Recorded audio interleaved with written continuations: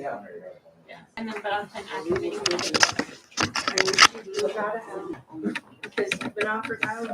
All right, you are live. Good evening and welcome to the Cleveland Community Police Commission special meeting. It's Wednesday, March 6th, and we are at our 3631 Perkins Avenue location.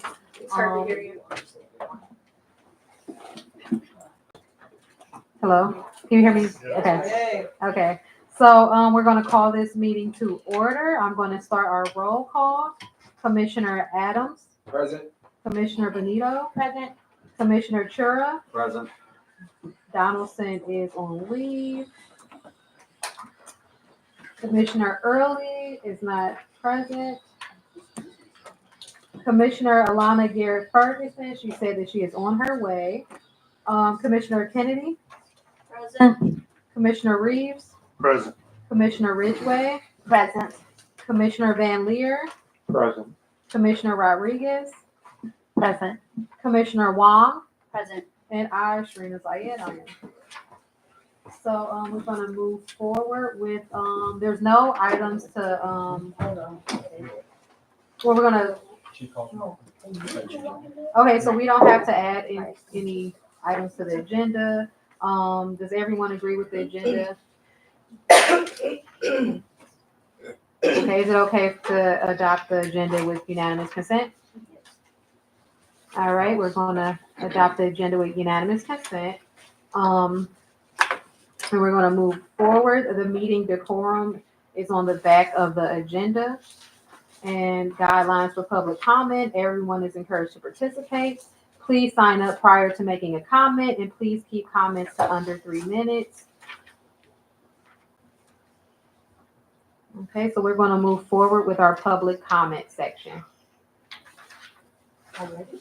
Yeah, already. Okay. I'm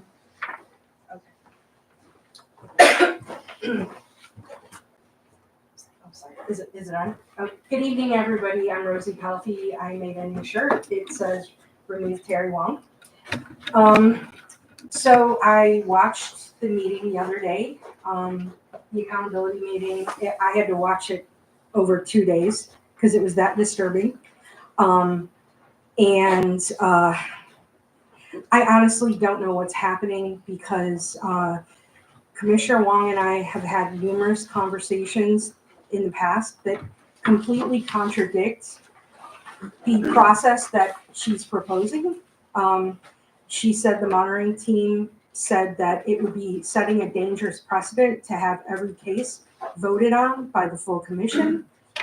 And I mean, this was in November.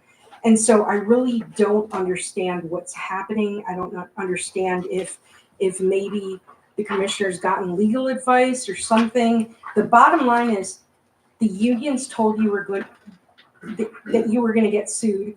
And it's not a matter of if, but when. And Commissioner Kennedy, you had the best line. I think it was at the first budget meeting. You said something like, that's why you have insurance.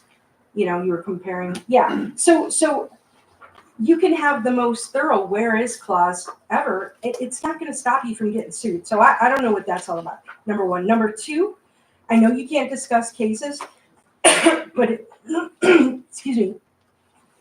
It is outrageous that you're going to consider a case from 2019.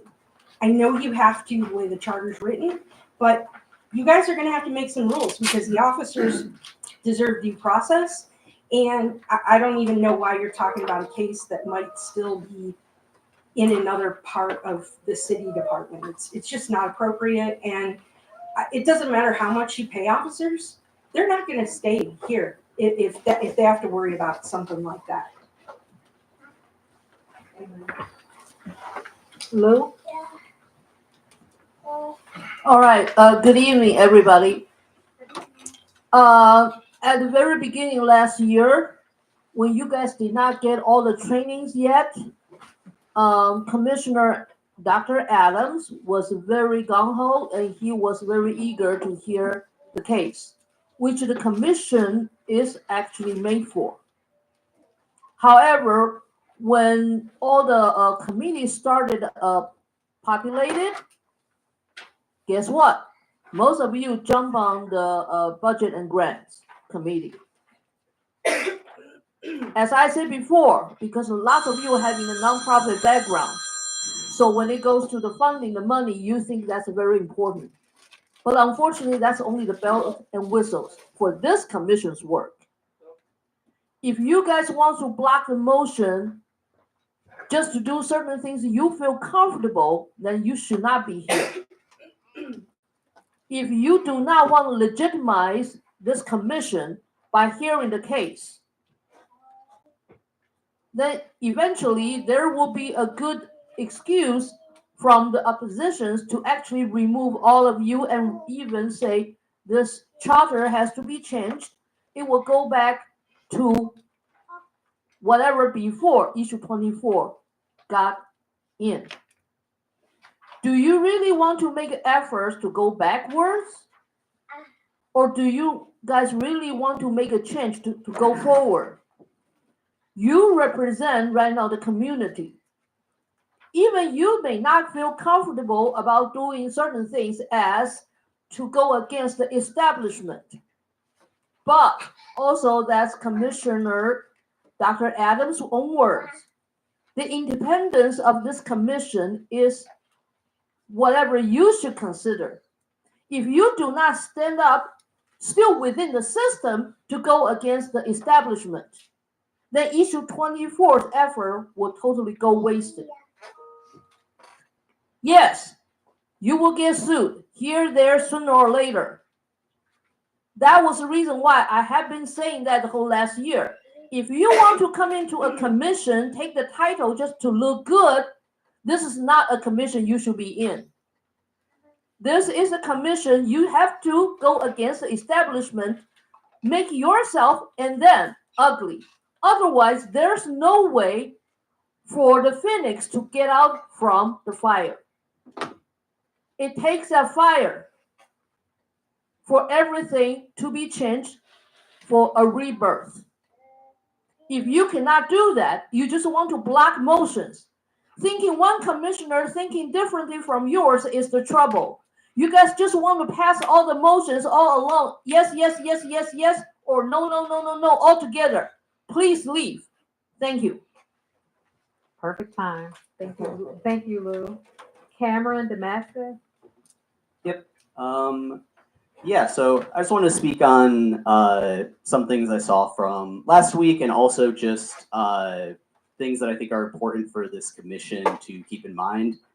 Anyone who's reading the news in the city right now can see that basically from every single side of the city, whether it's like the police union, I believe city council just denied you all funding, from a lot of people here, everyone is demanding that you hear a case. That is something that you all are under a lot of pressure to do.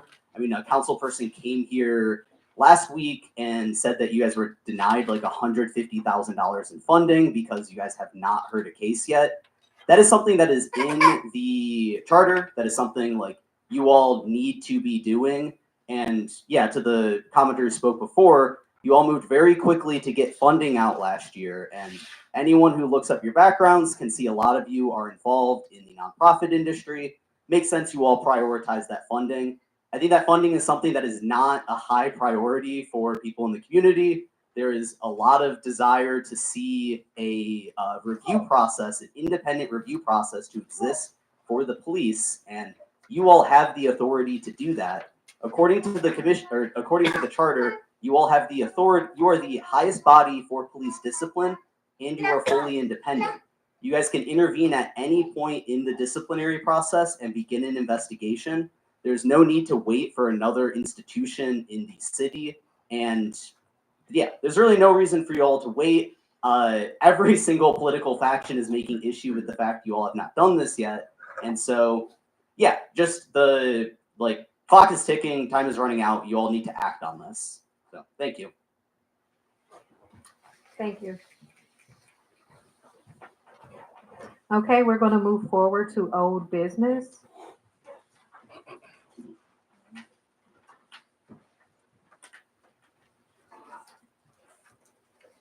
Are you going to present? Okay, starting. Thank you so much. We will, we're going to do a motion the first motion is motion to extend outside counsel with Mr. Wallach's contract. I just want to give the audience a little bit of background. Mr. Wallach is the attorney and part of the firm that we have engaged for our conflict. Okay, I did see that this is not the most updated version, but I think at least for the first one, but I think for Mr. Wallach's contract, it is which page? Number 4. No, Fourth motion is that. it's the fourth. Okay, it's the fourth, it's the next to last motion, right? In the packet. It's the last motion. Second to last, yeah. Oh, my packet is different. Wait, no, it's, sorry, it's the, wait, no, it's the last one. This is the last one. It's extend. Apologize. So Mr. Wallach was engaged. Mr. Wallach works for McCarthy, Levitt, Crystal, Lithman, and LPA. Commissioner Chura, Commissioner Ridgway, and I served on the ad hoc committee to finalize this contract.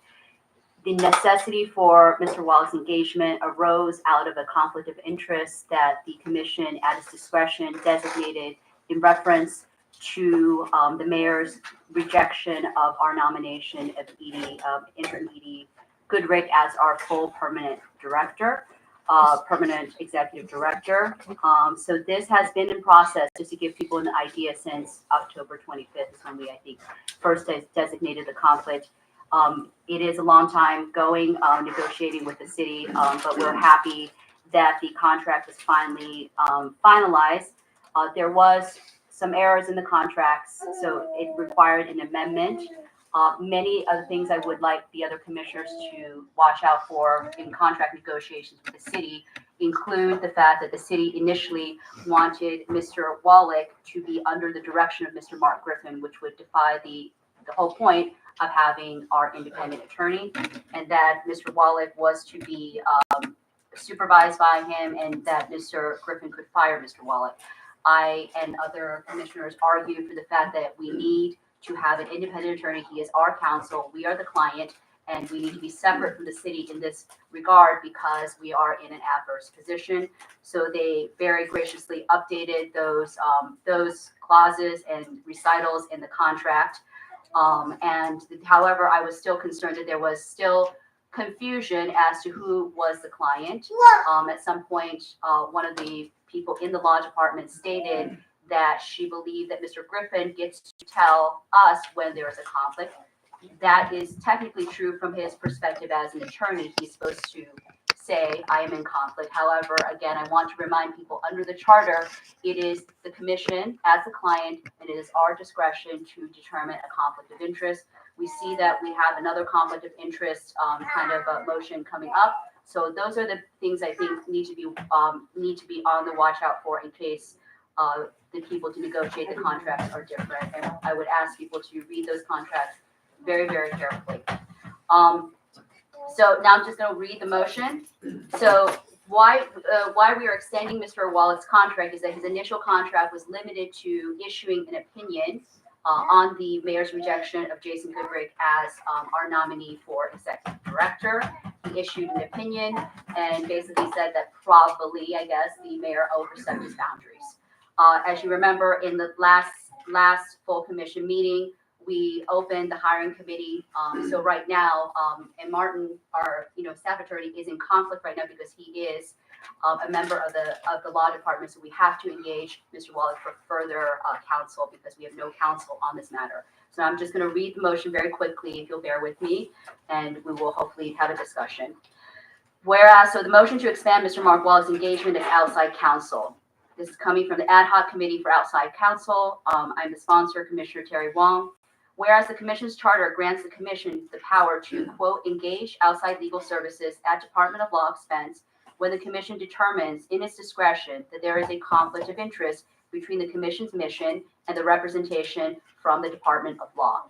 Whereas on January 23rd, 2023, the commission signed a contract to retain McCarthy, Levitt, Crystal, and Lithman Companies, LPA, as outside counsel based on a conflict of interest with Mr. Mark Wallach as lead counsel, and this contract permits the extension of the engagement. Whereas on January 29th, 2024, Mr. Mark Wallach issued a legal opinion titled, quote, Opinion on Power of Mayor to Reject Nominee of Commission for Executive Director. And whereas the commission would like to further engage Mr. Mark Wallach for legal counsel and any potential legal action on the mayor's rejection of Jason Goodrick as the commission's executive director. Now, therefore, the commission resolves as follows. 1, the commission delegates to Commissioners James Tura, Jan Ridgway, and Terry Wong the authority to take all actions necessary to extend Mr. Wallach's engagement, including, without limitation, communicating with the city, the Department of Law, and Mr. Wallach regarding the terms of his engagement. No one else on the commission or its staff will take any actions relating to the engagement process. 2, the commission further delegates to the commissioners James Tura, Jan Ridgway, and Terry Wong to act as the points of contact with Mr. Wallach and oversee the legal work once he has been engaged. These commissioners will provide updates to the full commission as necessary. 3, after finalization of the contract, Mr. Mark Wallach will be engaged immediately to conduct his additional legal services. This business item will be placed on the agenda for the subsequent full commission meeting, or the ad hoc committee will call for a special meeting of the full commission in order to expedite the commission's response to this matter. So are there any questions about the motion, or we can open it? And do I have Is there a Is second there a for the second? motion? Thank you. Well, now we're open for discussion.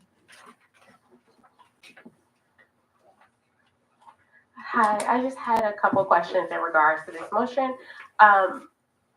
This says that Mr. Wallach already issued a legal opinion on January 29th. And so he already gave us the opinion. I'm kind of confused on why we need to extend his contract and for what. I know you mentioned some other potential reasons, but those are not listed specifically here. And then how much of our budget have we used so far to pay Mr. Wallach, if any? So to answer your question. Point of order, please speak through the chair. Sorry, through the chair, to the commissioner. As indicated in the first whereas clause, this is at the Department of Law's expense. Any conflict of interest attorney is at the Department of Law's expense. I believe that Mr. Wallach has spent 2.5 hours or something like $800 so far. And Mr. Griffin has already designated the funds for at least 2 additional hours for Mr. Wallach to come in and speak to us about his opinion, because my understanding from speaking to a few commissioners, there might have been some questions about the legal opinion. That is one reason to engage Mr. Wallach. The other reason is that we don't have any legal counsel on this issue because it involves directly Mr. Goodrick's, the mayor's rejection. We are now proceeding forward with a hiring committee that will determine who gets to be executive director. Mr. Goodrick is still, at this moment, he was the nominee of the commission. He was rejected by the mayor. If Mr. Wallach's opinion is saying that the mayor probably overstepped, I don't know what the actual proper term for Mr. Goodrick is, but I do know that Mr. Vilat cannot be serving in any capacity. He stated on record that he cannot participate in any legal counsel. So we are now bare of legal counsel unless we re-engage Mr. Wallach. Okay, so we want to further engage him because we reopened the hiring committee. Is that what you're saying? Yes, because we have no counsel to, if we face anything, so it's to Right. explain the legal. Excuse me. Sorry, to the chair, through the Yeah, chair. you guys have to speak Sorry, through the sorry. chair. Through the chair, sorry, to the commissioner, through the chair. There are 2 reasons to explain his legal opinion, should there be questions from the community or even from the commissioners. And 2, we will have no legal counsel to navigate the hiring process in which Mr. Goodrick was the nominee, and there are potential lawsuits coming from that side. I think it's a very, very dangerous. We will not be able to engage anybody else. We cannot engage Mr. Griffin. We cannot engage anybody other, because the entire law department is in conflict of interest with us because we determined that through the adverse position of the mayor's letter. Yes, and to the. I'm sorry, we're moving on to the next commissioner that has a comment. Commissioner Ridgway? Yes, thank you to the chair and to my fellow commissioners. I would just like to add some additional information. all attorneys, as I understand it, who are hired by the city of Cleveland must come in under the law department. And so this process of bringing Attorney Wallach on was not a conflict in terms of the city's rules with lawyers coming in working for the city. They all come in under the law department. And while we are indeed the client, we did not sign a contract with Attorney Wallach. That was signed by the city's law department. The decision that was rendered by Attorney Wallach, and I just want to clarify this for the benefit of all listeners, Attorney Wallach said it was an ambiguous, the statute was ambiguous in terms of whether the mayor could reject or could accept. He did not give a definitive answer on it. So now we go back to the city and say that we would like to hear Attorney Wallach come and explain the decision that he made. The city law department made it very clear that to do that, we would have to extend Attorney Wallach's contract because they only budgeted, I think it was $1,000 for the first decision. So they would need to extend that contract. They would need to know the number of hours that the contract would need to be extended. And they would need to know the specific language for which that contract needs to be extended.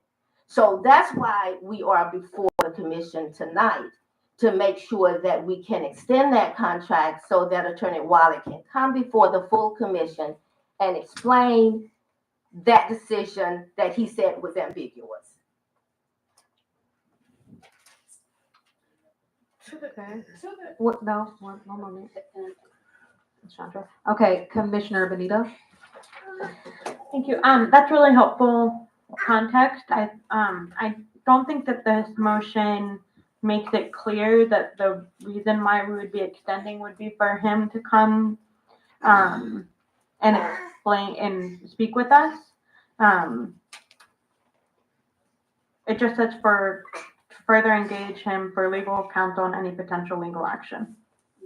So I don't. Wait. Are you done with your? No, I'm not. Okay. No. Okay. So I do think if that's the purpose, I think we should say to further engage him for legal counsel, to have him come. And what you're saying that the city has said that they want to hear this explicit purpose for him to come in. I think I was a little concerned about the idea of extending him for any potential legal action, because based on my reading of the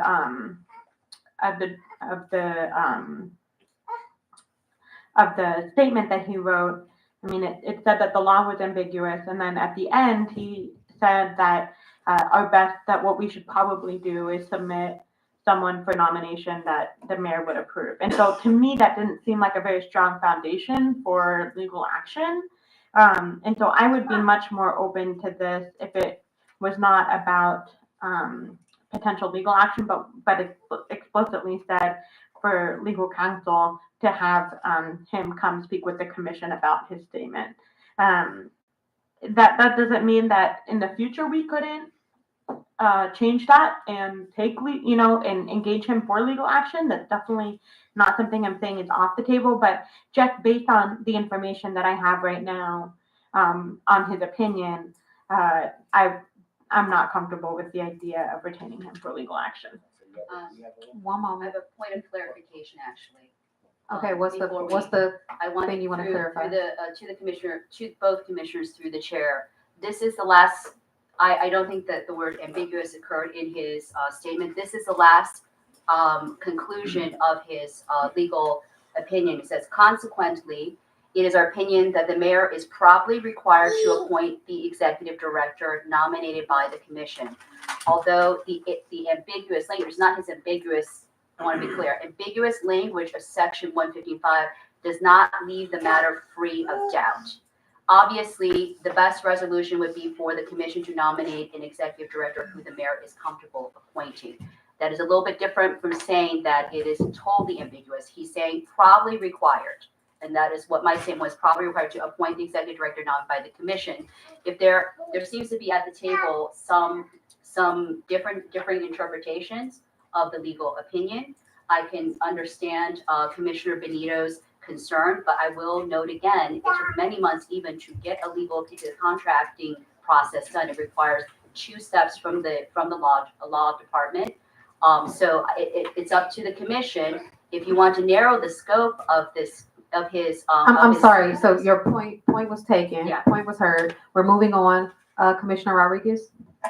Thank you so much. So I guess when I heard this statement, I heard about potential lawsuits, and I'm unsure of the intention behind that comment because I currently am the only one on the committee, on the hiring committee pertaining to that. So I'm going to be very transparent. I interpret that as a potential threat, and I don't feel comfortable with that. Okay. Commissioner Garrett Ferguson. Yes, I wasn't completely done with my question. I just wanted clarity. So the opinion that was given from Mr. Wallach's office, in that opinion, he did not ask or say that he needed to come before us to explain. And did the city ask that he needs to come in to explain? And I guess I'm asking because when we got the decision from Attorney Beasley, we did not ask that person to come in, Attorney Beasley, to come in and explain their opinion. So I don't understand why would we ask him to come in and explain his opinion, Mr. Wallach, when he already gave us his opinion. So it just seems that it is not spending city money wisely, even if it's not coming out of our budget, it's still city money. I think that we should be mindful of that. To have an attorney to come in and explain what they put on paper, which already has it's explained sort of, but this sounds like this is a workaround way to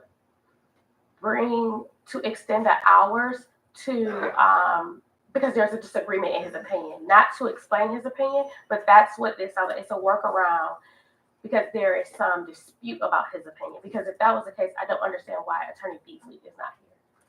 Or we're not asking. Okay, one moment. Are you done with your comment? Okay. Commissioner Wong. I do want to note for the record that that through the chair, to the commissioner, through the chair,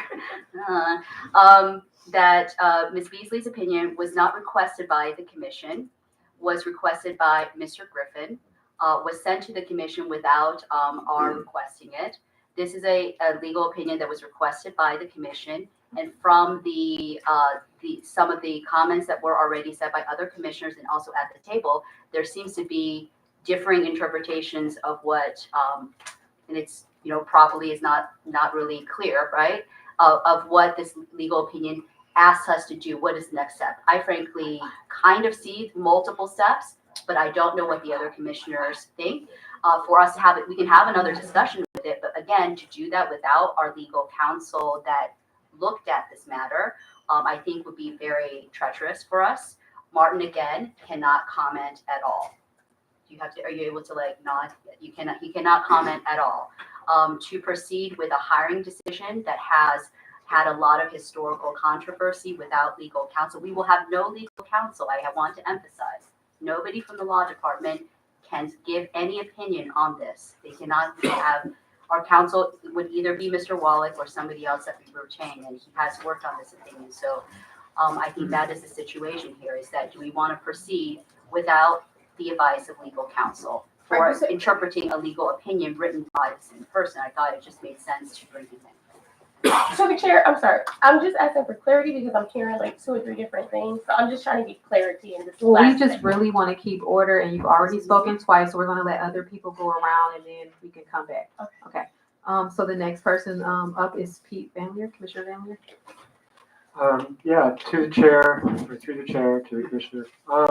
I guess I'm largely supportive. I see the need for this. I feel like it seems like it's not just that one having the outside counsel come explain things to us, but having that person available. My one question, I guess, is in item 1, it talks about this committee, the James Chura, Jan Ridgway, and Terry Wong, giving you all the authority to do this, which just wondering where are there decision points that you all envision where you come to full commission for a vote or for approval, or because that's the only thing that concerns me is like it gives a lot of power to you all, and I think that makes sense to some degree, but I also wonder about when does the commission weigh in on future actions of decisions to move forward with something. So it feels like it gives blanket approval, and I'm not totally comfortable with that.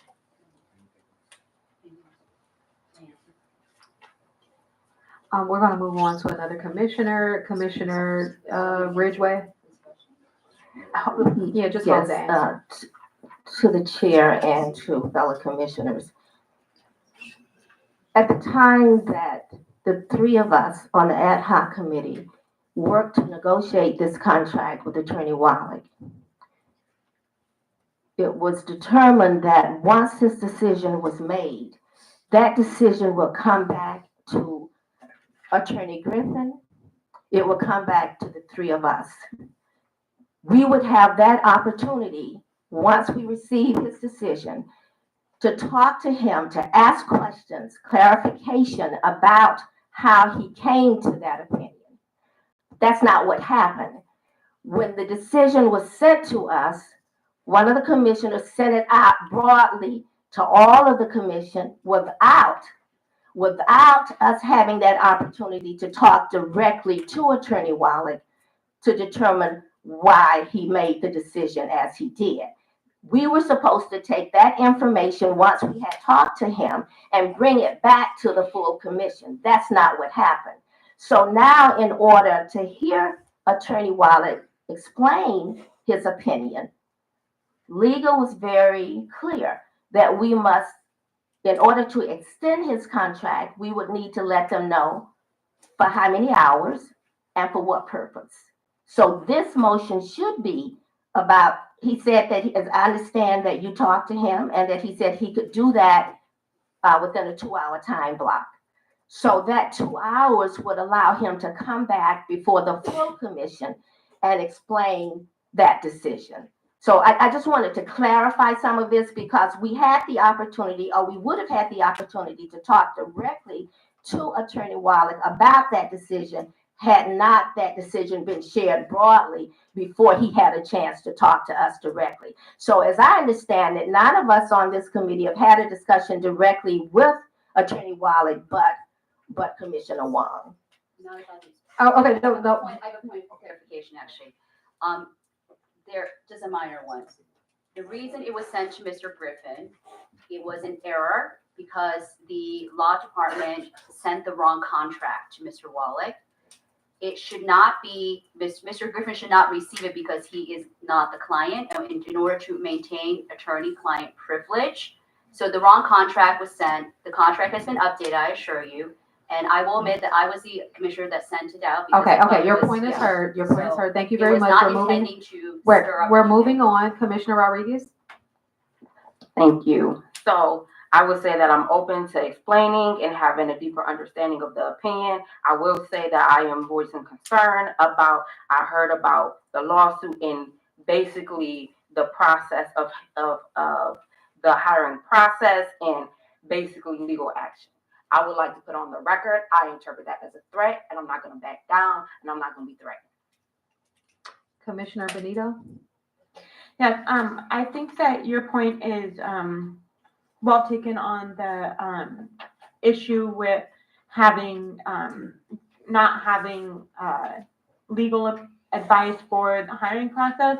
I think to address that, my concern would be, or my thought would be that if something comes up throughout the hiring process that we need a legal opinion on, that at that point, I would suggest that we move to have to engage counsel.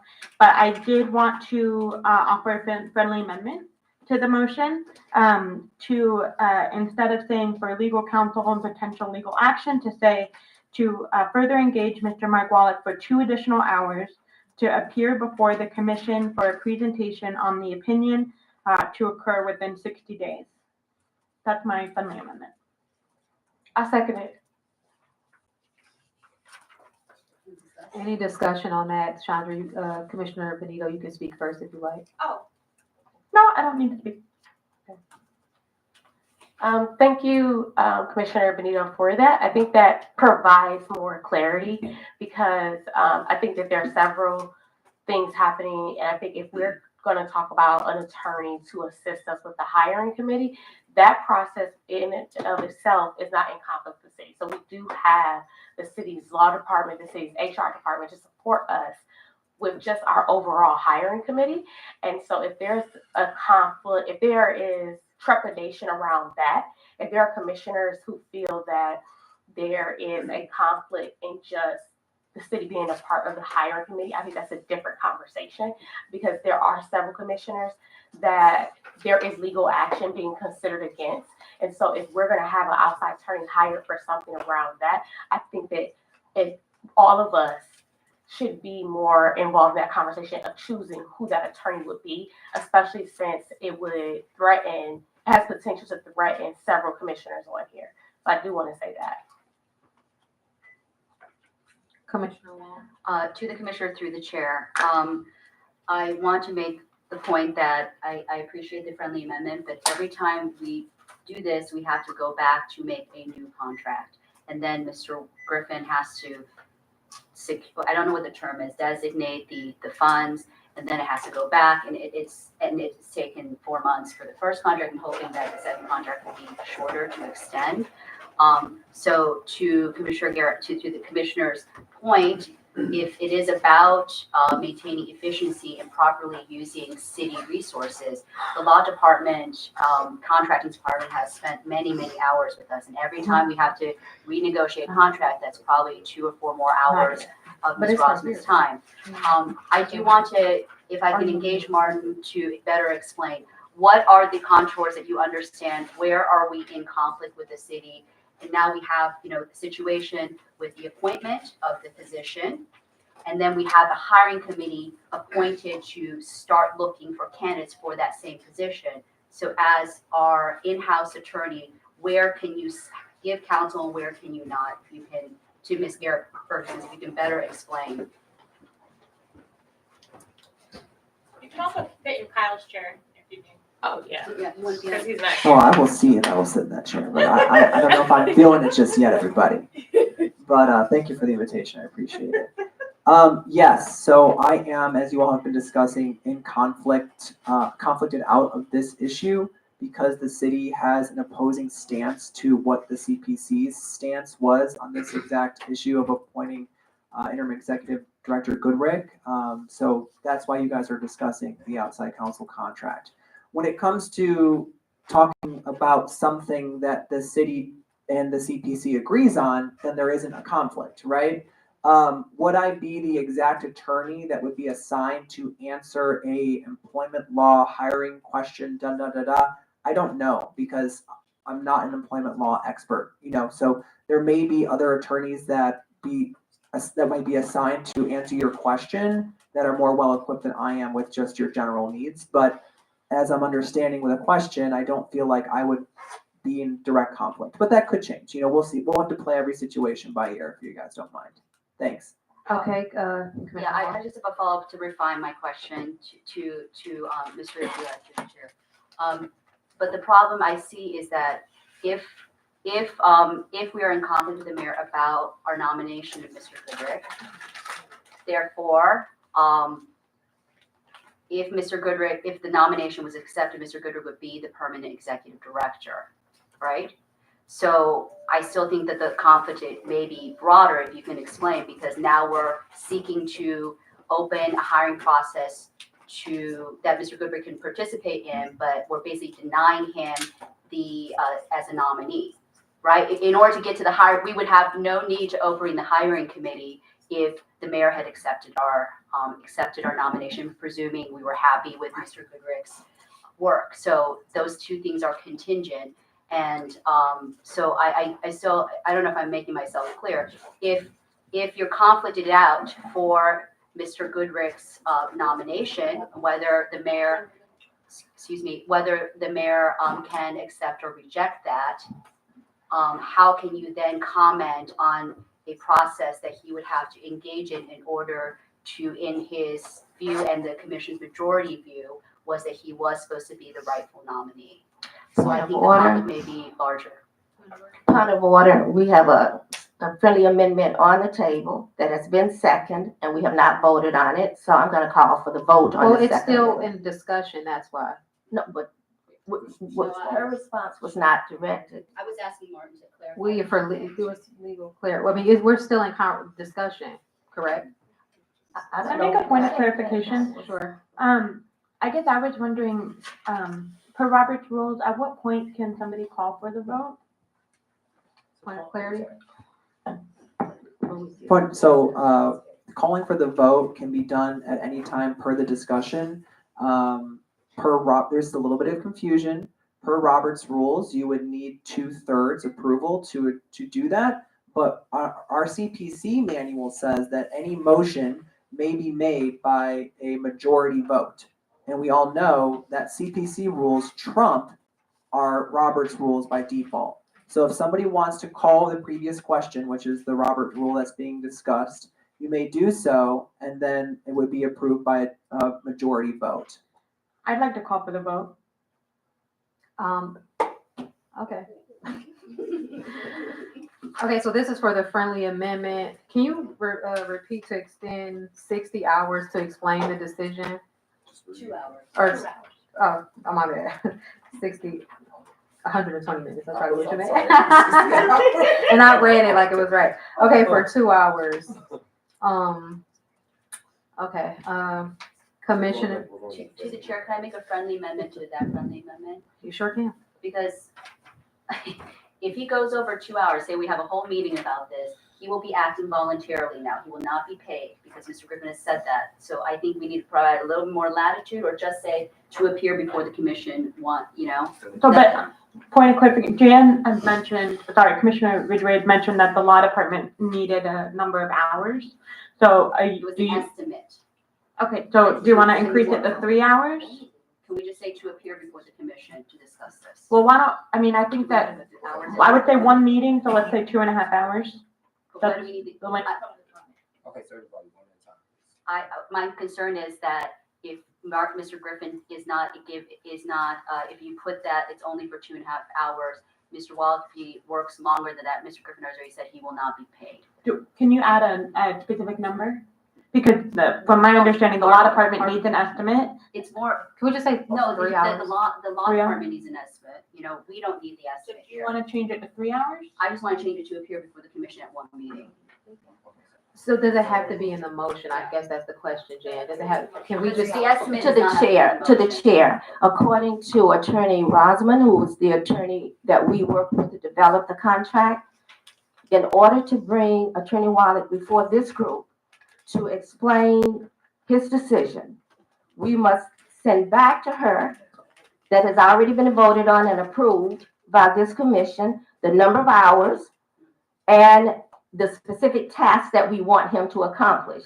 His money is determined by the hours that we send back to the attorney. Right, but I guess the Point of question, clarification. the question. I'm reading this from Attorney Rosman's direction. No. Point of clarification, that cannot be, because it's the lawyer estimates their hours. It's not us that estimates the hours. And I have an email that says they are Point coming of from, clarity. they want Mr. Wallach to estimate the hours, just an estimate. That did not have to be in this motion. Point of clarity, Commissioner Wong, what was the first process? Who determined the amount of hours for the first process? There was no hours determined. He was just given an assignment for a task, and that's what I'm proposing right now. Commissioner Benito? So you said that Attorney Wallach spent 2 hours during the motion? Yes, so what was the law department I estimated? know, but you said that the amount that we paid for already was 2 hours. 2.5. So I'm having a hard time imagining that it would take more than the actual amount of time that it took to create the opinion to come and explain it to us. Why? So I don't think that, I think that 2 hours Again, seems a point sufficient. of clarification, there was, the estimate is given by the lawyer, is not given by, I just don't understand, he was given a task. You never tell a lawyer, you. Okay, we're gonna, okay, so Yes. I would just say to digital ask. So to the commissioners, okay. We have to finish this. We have a big agenda. I think we're not on track. We need to, my understanding is that there was an amount set on what they were gonna pay Wallach. And so we are at $810, if I'm not mistaken, out of the, yes, but so let's just decide, can we agree to 3 hours, that we can bring them in, let them explain it? Can we amend that friendly amendment Maybe Terry. and then vote on this Okay, motion so we can move I to the will next amend thing? my friendly amendment to, what? Maybe withdraw yours and then you amend I yours. will withdraw with my friendly amendment. I will offer a new friendly amendment that says to further engage Mr. Mark Wallach for 3 additional hours to appear before the commission for a presentation on the opinion within 60 days of the contract. I have a problem. There's a problem with that because it We're up for says, discussion. because in item 3, to the commissioner, through the chair, it says, this business item will be placed on the agenda for the subsequent full commission meeting, which I'm assuming will occur before 60 days, or the ad hoc committee for a special, because it has to be done. 60 days seems like a very long It's done time. within 60 days, not. Could we say within 30 days? Sure. Okay. Okay. I want one, Okay, so okay. Okay, I'm withdrawing my previous amendment, my friendly amendment. I'm adding a new friendly amendment that says to further engage Mr. Mark Wallach for an additional 3 hours to appear before the commission for a presentation on the opinion to occur within 30 days. A second. Okay, I'm gonna call for the vote. Commissioner Adams, Aye. Commissioner Benito, Aye. Commissioner Chura, Aye. Donaldson is not here, Commissioner Garrett Ferguson, Aye. Commissioner Kennedy, Aye. Commissioner Reeves, Aye. Commissioner Ridgway, Aye. Commissioner Rodriguez, Aye. Commissioner Van Leer, Aye. Commissioner Wong, I, and Commissioner Zayed. Aye. So that was, passed unanimously. Can we call for the vote on the full motion? Yeah. I can do it. Are we done with done with discussion? We're going to call for the vote. I move to call for the vote on this motion. Okay, Commissioner Adams. I second you second. Oh, we already did that. Oh, or unless, do we need 2/3, Martin? Or majority? No. All right. Okay, Commissioner Adams, Aye. Commissioner Benito, Aye. Commissioner Chura, Aye. Commissioner Garrett Ferguson, Aye. Commissioner Kennedy, Aye. Commissioner Reeves, Aye. Commissioner Ridgway, Aye. Commissioner Rodriguez, Aye. Commissioner Van Leer, Aye. Commissioner Wong, Aye. and I vote yes. So that passed with everyone. Okay. Ready to move on? Okay, who has the next motion? Okay. So next motion is to establish a new conflict of interest for records requests and engagement of outside counsel. This is again through the ad hoc committee for outside counsel. Whereas the commission's charter grants the commission the power to quote, request and timely receive without the need of making a former public records request from other city departments and offices, including the Division of Police and Director of Public Safety, information relevant to the commission's duties that must be disclosed if requested under the Ohio Public Records Act. Whereas a September 3rd, 2021 ruling by Judge Solomon Oliver Jr. also ordered that the city of Cleveland complete the commission's records request within 21 days and written objections to the commission, United States, and monitoring team be provided to the city of Cleveland within 7 days. Whereas the commission made records requests on July 31st, 2023, August 4th, 2023, September 4th, 2023, October 27th, 2023, January 18th, 2024, among others. Whereas the city of Cleveland did not provide written objections to the CPC, United States, and monitoring team within 7 days, and these records requests remain unfulfilled and outstanding. Whereas on February 1st, 2024, Chief of Police Dornat Drummond issued a memo, quote, objection to records request from CPC to CDP that, quote, declined and objected to the CPC request from October 27th, 2023 and January 18th, 2024. Whereas on February 14th, 2024, City of Cleveland Law Director Mark Griffin affirmed the Chief of Police this memo by filing United States v. City of Cleveland, case number 1:15-CB-01046. Whereas on February 23rd, 2024, City of Cleveland Assistant Law Director Carlos Johnson sent a memo entitled CPC Document Records Request Response from the City of Cleveland, unquote, listing 5 outstanding unfulfilled records requests by the Commission and outlining the city's intent to directly object to at least 2 of these requests. Whereas an extended ongoing dispute has arisen between the Commission and the City of Cleveland on the fulfillment of the Commission's records request. Whereas the Department of Law cannot advise both the Commission and the City on this issue. Whereas the Commission's charter grants the Commission the power to engage outside legal services at Department of Law expense when the Commission determines in its discretion that there is a conflict of interest between the Commission's mission and representation from the Department of Law. And whereas on January 23rd, 2024, the Commission signed a contract to retain McCarthy, Levitt, Crystal, Liffman, Co. LPA as outside counsel based on conflict of interest with Mr. Mark Wallach as lead counsel, and this contract permits the extension of an engagement with outside counsel. Now, therefore, the Commission resolves as follows. The Commission delegates to Commissioners James Chura, Jan Ridgway, and Terry Wong the authority to take all actions necessary to extend Mr. Wallach or alternate counsel's engagement, including without limitation, communicating with the city, the Department of Law, and Mr. Wallach or alternate counsel regarding the terms of his engagement. No one else on the Commission or its staff will take any actions relating to the engagement process. 2, the Commission further delegates to Commissioners James Chura, Jan Ridgway, and Terry Wong to act as the points of contact with Mr. Wallach or alternate counsel and oversee the legal work once he has been engaged. These commissioners will provide updates to the full Commission as necessary. Is there a second for this vote? This motion. I'll second it. Okay, any discussion or debate?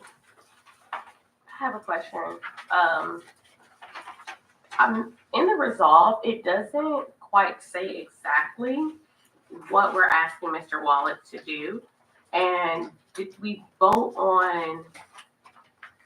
make a vote, or was there ever a motion that we were in a conflict of interest with the city in regards to records requests? So that's my first one. And then my second one is, in the resolve section, it only says to extend Wallach's or alternate counsel's engagement, including without limitation, communicating with the city, the Department of Law, and Mr. Wallach regarding the terms of his engagement. That doesn't say what we want him to do, and it feels like this is just another roundabout way for us to have him on for whatever purpose we need him to have him on, because there's nothing specific. To the answer? Okay. To the Commissioner through the Chair, I first would like to Mr. Mark Bilat to respond. You are unable to now, because of all the things that happened with the city on the issue of records. You will not be able to advise us. You are declaring a conflict of interest yourself.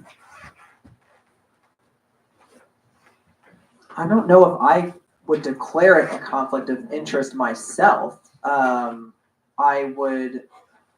It's a very, I guess, gray situation here for us. You all have a document requests pending, right? We've established that. We've established that the city has filed a opposition to your request. And that process is being undertaken through the Northern District of Ohio's court. The DOJ is also involved. The monitoring team is also involved. The accountability team is also involved. If you feel like your interests are not being served so far, it would be up for you to declare the conflict.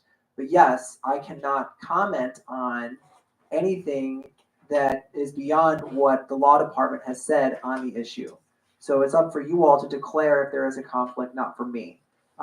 But that is what I think would also be entailed in this conversation. Can I answer her question? So, yeah. clarify. Yeah. I'm just clarifying based off. So what I'm asking then is, this records request issue right now is already in the process of being arbitrated before the DOJ, the monitoring team, and everyone else. It doesn't make sense, or I'm not understanding why we're then on top of that, because this is an issue that the consent decree says that we have. So where our interests are being represented because the monitoring team, the accountability, all these other people are before them. So that's why I'm not understanding at what point did the full commission say that there was a conflict of interest that required us to need an outside attorney for this particular issue when this issue is already being arbitrated between multiple entities that already represent our interests. Are you done? Yeah, I with was this? there. Okay, Commissioner Wong. To the commissioner through the chair, you are correct that it is being discussed in that case. We are not a direct party to the case. Therefore, while our interests may be represented, we have no standing in the case. And as Mr. Bilat has already stated, the city has given us an objection.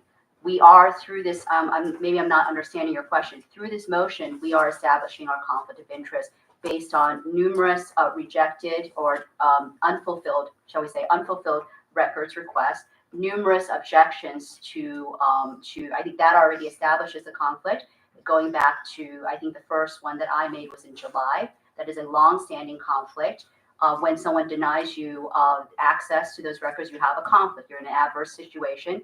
This has been reinforced by memos by the chief of police denying us those records. Mr. Mark Griffin affirmed that through the case, but reference, so that's the law director. So we are now in conflict with Drummond, with Griffin, and then Mr. Carlos Johnson recently also reinforced that. So I'm not sure, these are all members of the city, and I'm not understanding why the conflict is not clear. It's ongoing. We need counsel in order to make sure our interests are represented. The United States DOJ and the monitoring do not represent our direct interests. Martin cannot comment on this because he is a part of the law department that has already said that we are not, that they are in a disagreement with us even having access to these records.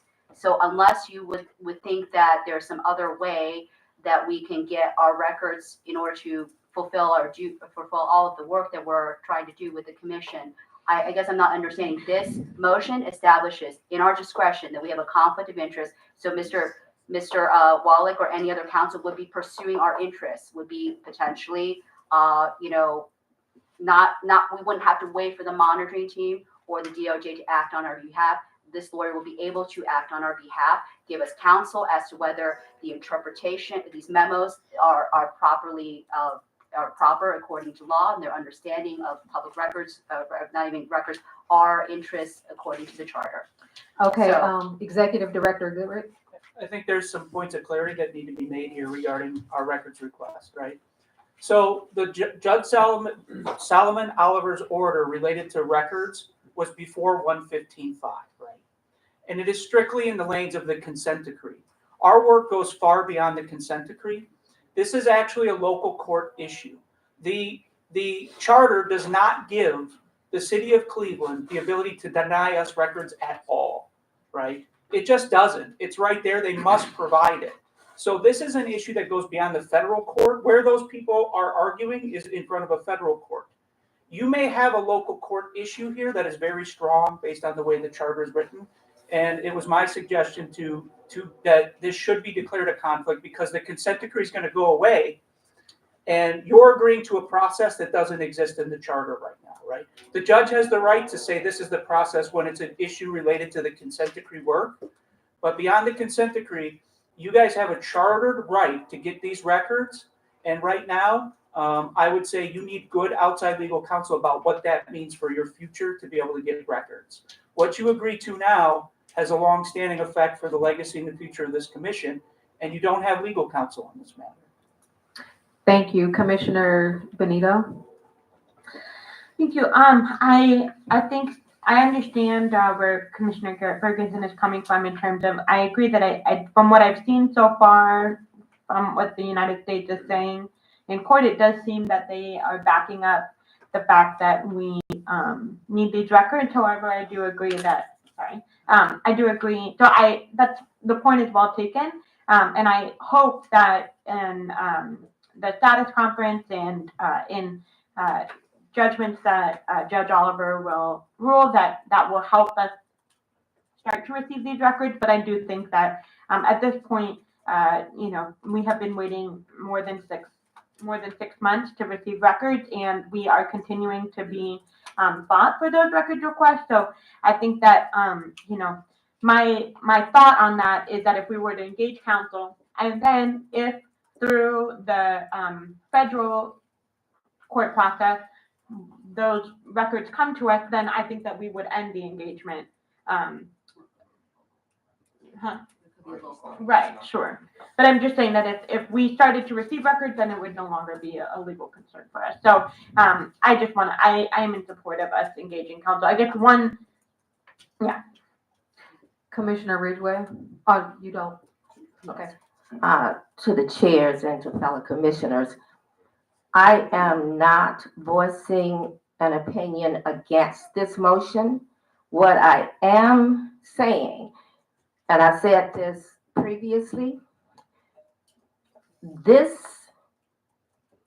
say that this came from the ad hoc committee for outside counsel, which I am part of that ad hoc committee, this has never been discussed with me. This has never been discussed with me. It's okay if a commissioner wants to present a motion on his or her on volition.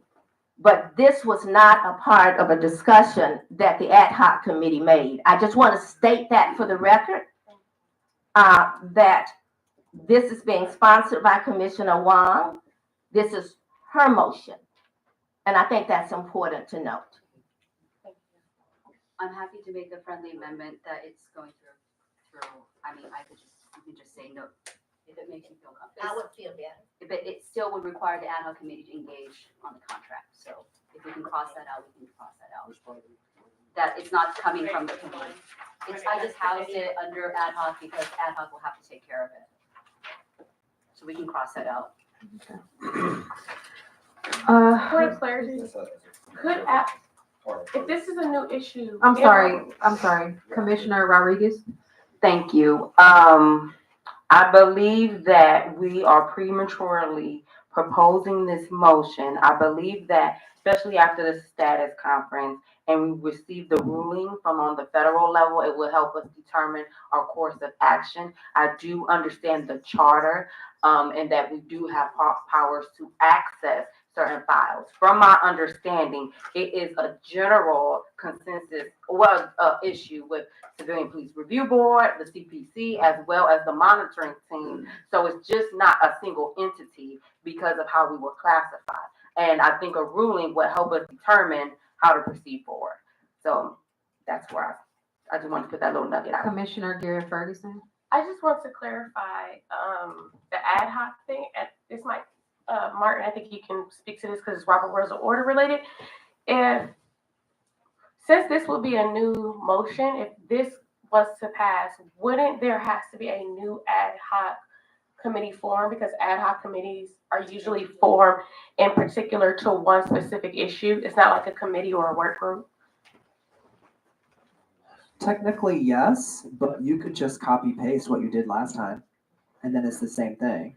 Well, I'm just saying in case other commissioners wanted to be on it or commissioners wanted to get off of it. Point of clarification, this is an ad hoc committee to extend a contract. So it probably makes sense for the previous. This is a new contract. Right, but you can just expand, if Mr. Wallach is the one that we want, then you just expand his contract. For a new position. That's not what it is. It's a different issue. It's So not, that- let me finish, please. It's not, it is a different issue, it's just a different task for him, right? And he is well schooled in public records law. So this is not an ad hoc committee to discuss the issue of conflicts of interest. It's just to finalize his contract. Should we engage him again? That's not what I asked. Yeah, that's not what I asked. I asked in reference to the former comment that Commissioner Ridgway just made and your response, which was that you would take your name off. And the reason why you put ad hoc is because if this passes, it will be our committee that re-engages. My question is, if other people do not want to engage, because an ad hoc committee was established for the previous issue in regards to that, and it was established to hire outside counsel for the issues regarding the hiring of the interim executive director. That would mean that this issue, because this is a new issue, would need a new ad hoc committee where people would sign on to it instead of just extending, because you're extending his contract. This is still the same. What I'm getting at is this is the exact same motion as the previous motion with a few words taken out. Well, And so in regards to that, you as would a, need to redo the whole process to make it fair. as a point of clarification, this is, as you know, we had an ad hoc committee. I don't know if you were present at that meeting. The first ad hoc committee dealing with the conflict of interest was Mr. Van Leer, Mr. Early, and I. And it was to canvass for an attorney that can help us with that first issue. Then it was reorganized to deal with the contract once we canvassed and secured Mr. Wallach as Ms. Ridgway, Commissioner Chura, and I. So there is, while we could do another canvass, I can tell you from my initial canvass, there's not many lawyers in town that are not they're not working for the city and don't have a conflict of interest, unless Mr. Mark Griffin waives that conflict of interest. Please speak through the Your chair. suggest, To please. the chair, it was about, to clarify, it wasn't about the attorney and us rejecting him. It was about we need a new ad hoc committee. Okay. of Why? commissioners. But why would you have an ad hoc committee redo an ad hoc committee to do what the three commissioners had already That's done? not what I was saying. No. Okay, so That's not what we're I'm getting saying. into I'm some sorry. weeds here. So Commissioner Benito.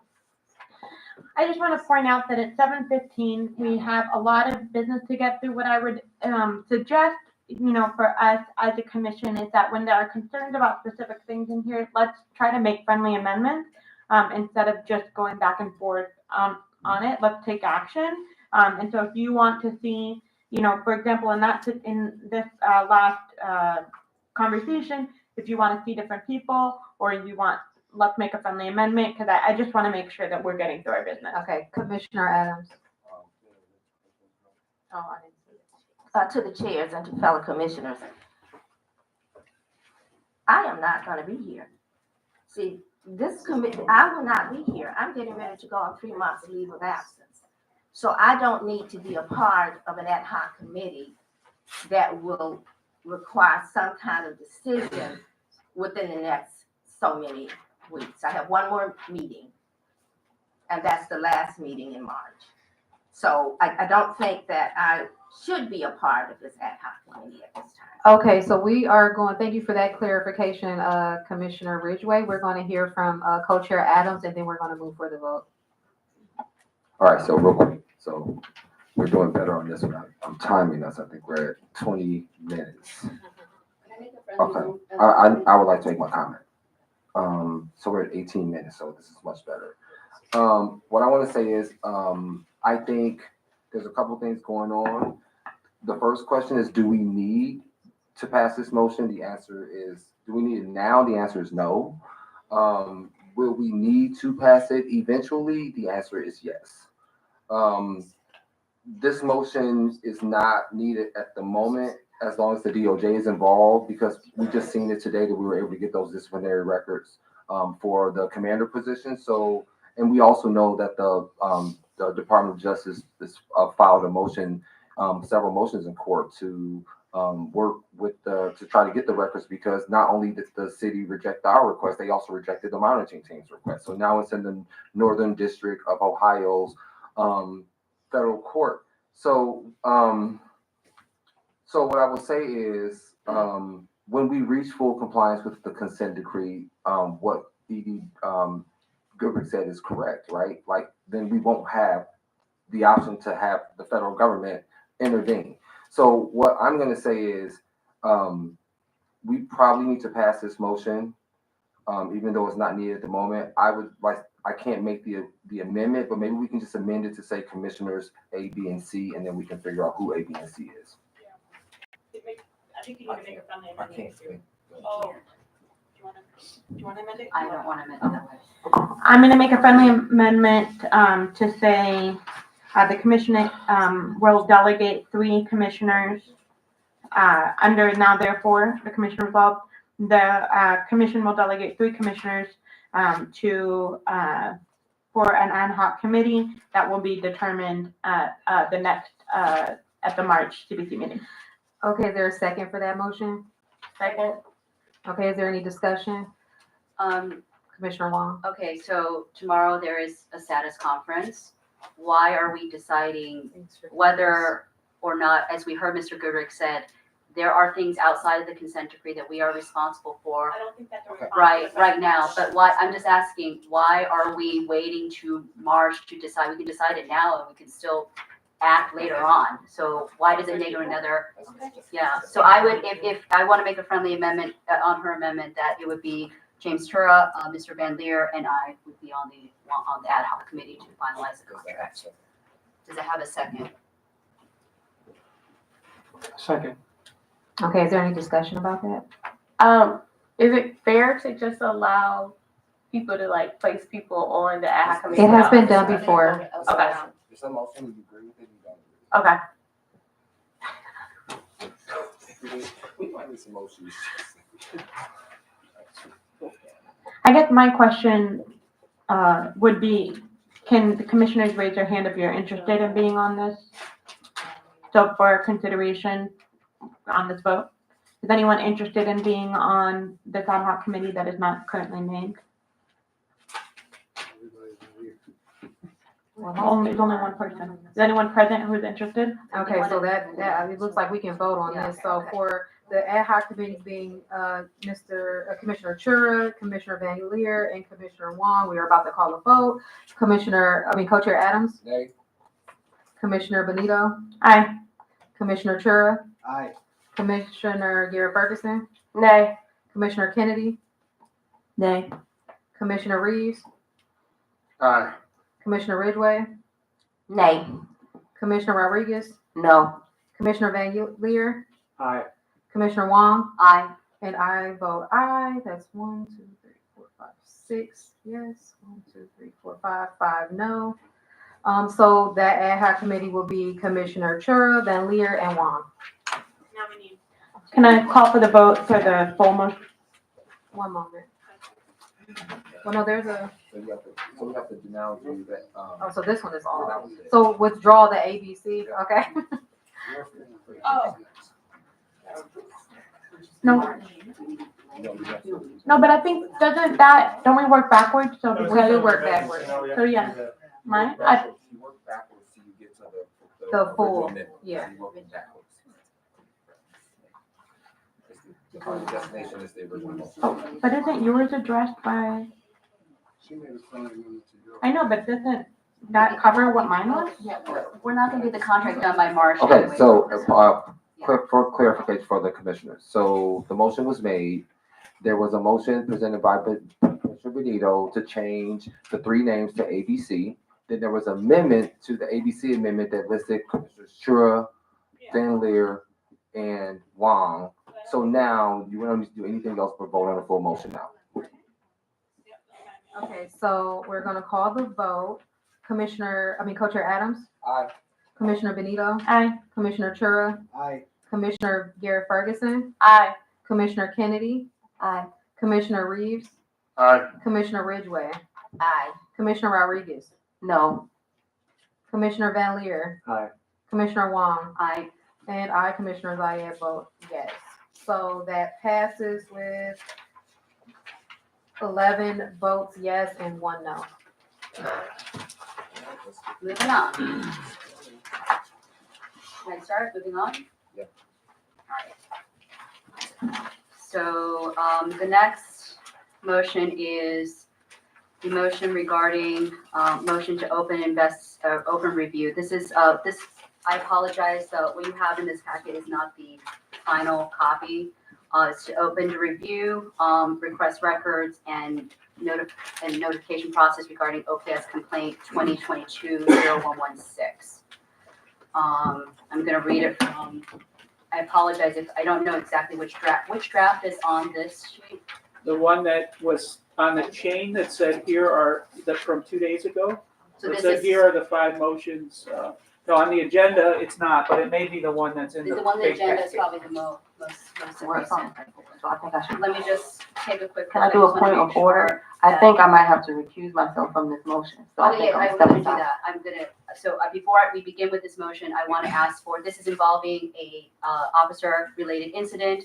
I would like to open the floor for discussion first before this motion about recusals, and anybody that needs to recuse themselves from this process, please also state your reasons, because this could be a case that we take on appeal, and the commissioners need to be recused from every step of this process. I imagine, Martin, they would require the commissioner to leave the room if they are recused for the discussion, or, okay. So I'm opening the floor because I know that there are commissioners that want to. Yes, but I know him personally and we've done like programming. Okay, is that, Martin, did you want to maybe speak about what are the contours necessary for a recusal from a legal perspective?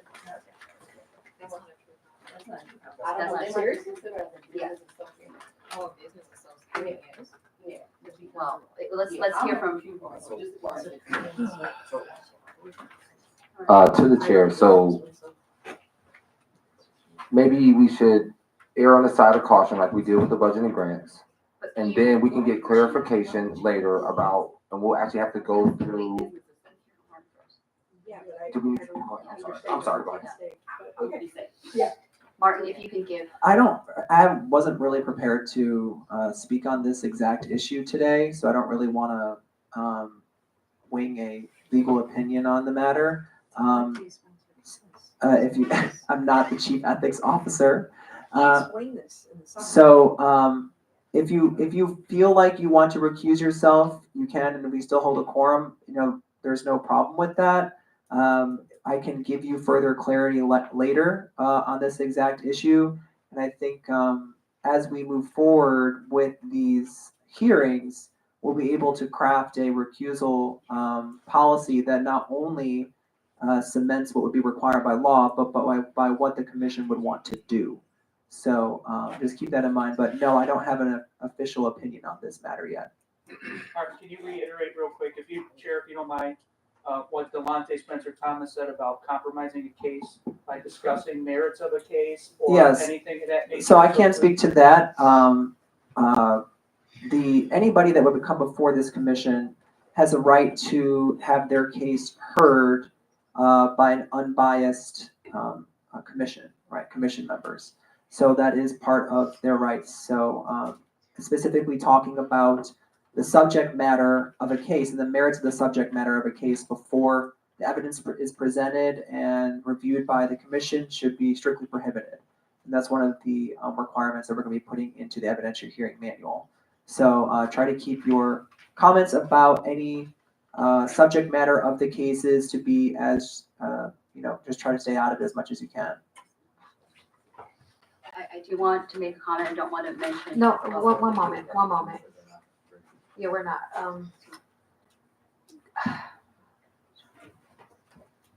I think that we need further legal clarity from Martin. I think we need to have him look into some things first before we move forward with this.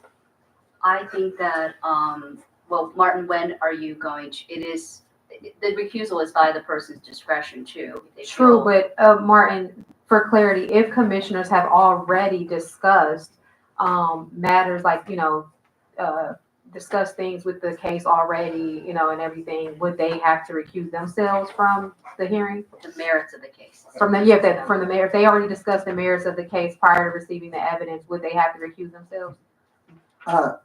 We can discuss that. Well, let's work on, once I have a really solid standing on what my legal advice would be on this matter, discussing how that's implemented would be the next step. Okay, If so you guys yeah, I don't think we mind. should discuss how these things are implemented But I think, first and I talk to the don't, ethics officer. I think that we shouldn't delay the opening of this case for that. Well, there is no delaying of the opening because the case has we've already never- started the process for this. This is the problem. The official opening of the case requires many things rather than just sending emails for records requests. We need to open the process, if I can finish, opening the notification process to all parties, which has not been done, opening a recusal process. And I have tried to put this motion up multiple times because to make sure that we are above board and transparent. to delay this even more. The process is not properly open in accordance to the charter right now. Point of order. What some things are inaccurate that are being said, and this motion is out of order right now. There are no delays with any cases that we are currently working with at the moment, and until we get further legal counsel from our lawyer, I think that this is out of order until we get that clarified. No, I would like to comment. we are going to move on. You're issuing a ruling, you have to vote on that. You can't just issue. Well, as a this chair. motion has not been seconded. I will read the motion. If there's, Ms. Ridgway, did you want to make a No, recusal? I can make the motion. I have to be able to make the motion. I'm sorry, Commissioner Reeves. I just want to ask to the chair, should we be voting on a motion that Commissioner Wong says she's not sure if this is the right version? No, because No. he printed the wrong version. I have the right version here. Oh, you have it. I have Well, it. we don't. It's the So, one and version you're in about to the other one. It's in, Something you do. It's in the agenda. Commissioner Garrett Ferguson. I'm not really sure why we would even be introducing this motion, seeing how this motion was withdrawn from committee last night after our chair, Commissioner Wayne, did not agree with some friendly amendments in committee. And so seeing how this was withdrawn in committee, I don't understand why it's now before the full commission tonight. Great point. Commissioner Van Leer.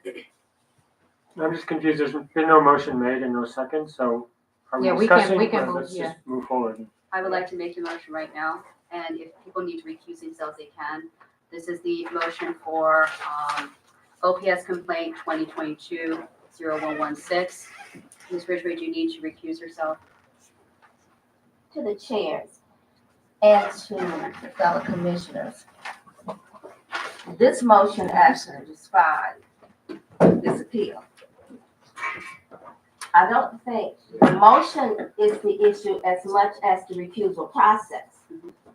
I think our attorney has mentioned that.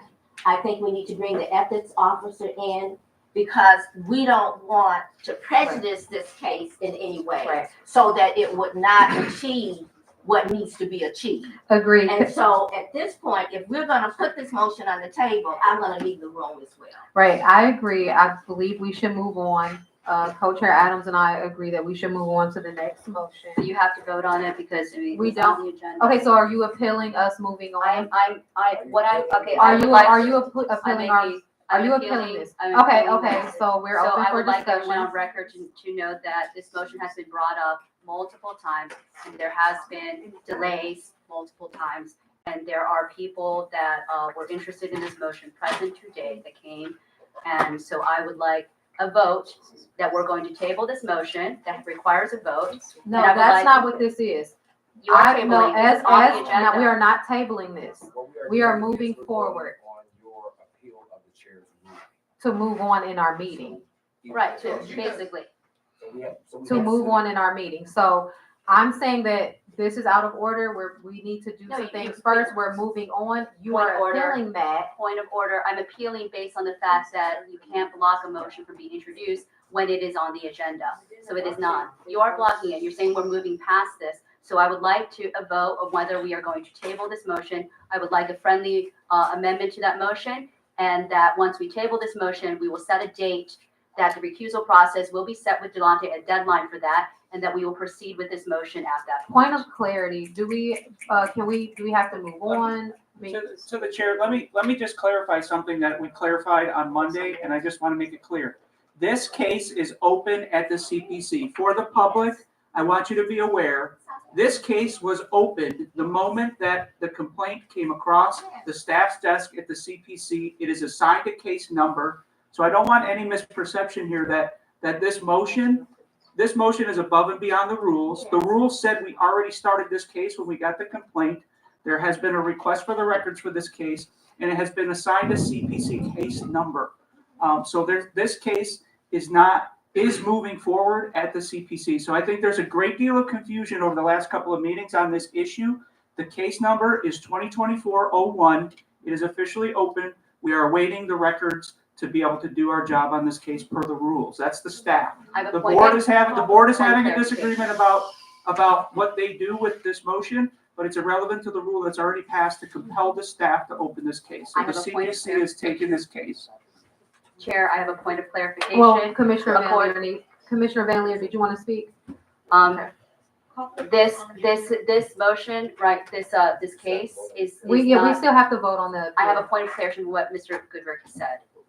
No, I deny Under your the charter, point. we are not in I compliance with the deny charter, how your we point open. of, I I have deny a- your point of clarity. How can you deny a point of You can clarification? appeal if you Then deny, I'm you can appealing appeal, to the entire, what you Mr. can Goodrick- appeal my I denial can of your appeal, point of and I'm clarity. asking because there's inaccuracies in what Mr. Goodrick Okay, said so in we're, reference to the okay, so charter. thank you for hearing that. We're gonna, vote on her point of clarity.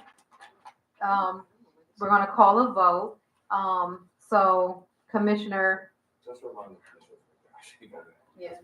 Sorry, just to clarify, what is happening. When somebody disagrees with the co-chair's position on a matter before the commission, they have the right to appeal, okay? Any commissioner, and it doesn't have to be the person that is affected by that. It can be any commissioner can appeal the decision of a co-chair. That appeal must then be seconded by another person on the commission before there is a vote. So we would have to have a second to Commissioner Wong's appeal of, I think it was that she wanted to make another statement about. Point of clarification. She wanted to- Right. yes, Thank you and, for reminding and she would have to, her, Commissioner Zayed's objection is specifically saying that she does not believe that further discussion on this matter is relevant to Not dis- what is going on. Mr. Villat, this is not a That is discussion, it's a correct. point of clarification. That is correct. So is there a second for Commissioner Mr. Wong's? Goodrick has given inaccurate For information according to the Commissioners charter. For Commissioner Wong's point of clarity? Is there a You didn't even second? mention the charter, so. You're out of order. Is there a second for her appeal for the point of clarity? Okay, with no. if I So- second that, she would just have more. So if you were to second her appeal of saying that she disagrees with the co-chair's statement that it is irrelevant to the main motion that's on the floor, then there would be a debate on whether her appeal is actually in opposite, if Commissioner Zayed is correct or if Commissioner Wong is correct. Commissioner, the co-chairs would speak first, then anyone can speak, and we'd all get to speak once, except for the co-chair would have a final second time to speak, and then there would be a majority vote. The majority vote would then decide how this issue is exactly ruled. So right now we're at the stage of Commissioner Wong is appealing the co-chair's decision to say that further discussion on whether the point of clarification or whatever's going on over here, I'm so sorry, I wasn't keeping exact track of what was being said. I really apologize. Is in order or not. So if there is no second, then what's going to happen is we're just going to move on. Commissioner Zayed is going to do the next thing that is going to happen. All right, I'm gonna second it. Let's see what the commission decides. Okay, so there is a second. So if Commissioner Zayed, you would be the first one to speak, and you would be saying why. I'm so sorry. Commissioner Wong, could you restate what you are trying to do? I'm very confused. As just submitted by Mr. Goodrick, there was discussion of the rules and with reference to this case, but not the charter. We are, I believe, in violation of the charter. To me, it seems weird that we're stopping we said that the process can't be open because of a recusal problem, but now the process is actually open. So I would just like to give those points of clarification, and they are contained within the motion that I have not been able to read. Yeah. So I guess, and Commissioner Zayed is saying that is irrelevant. So Yeah, it is. First of all, our rules are based off of the charter. We formed our rules based off the charter. Commissioner Wong was the chair of the rules committee. So if if the rules violate the charter, then she created them. She helped and assisted to create them. We are following a process. The case is open. We are moving forward.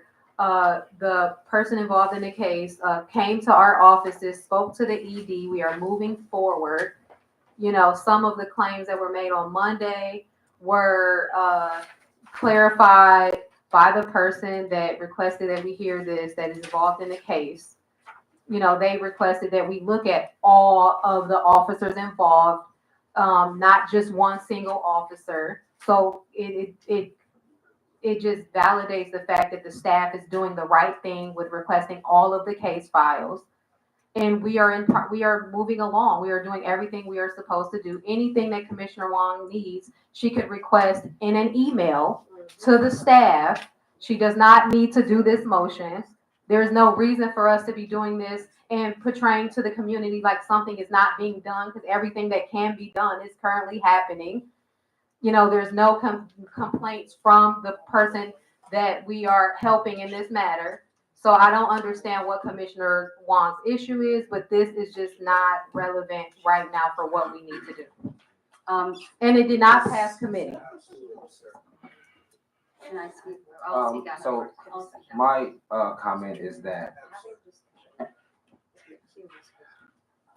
we don't need to compromise any cases. I know that there are people in the public, but if you really look at this motion, there are things in this motion that do not need to be read out loud.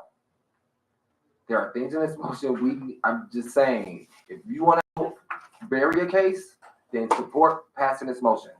We support it. So I'm just saying, there are things in this motion that if we do it, There has been no cases adjudicated so far. All right. So to the commissioners, my comment is to the commissioners. My comment is that the motion will compromise the case. Commissioner Kara Ferguson.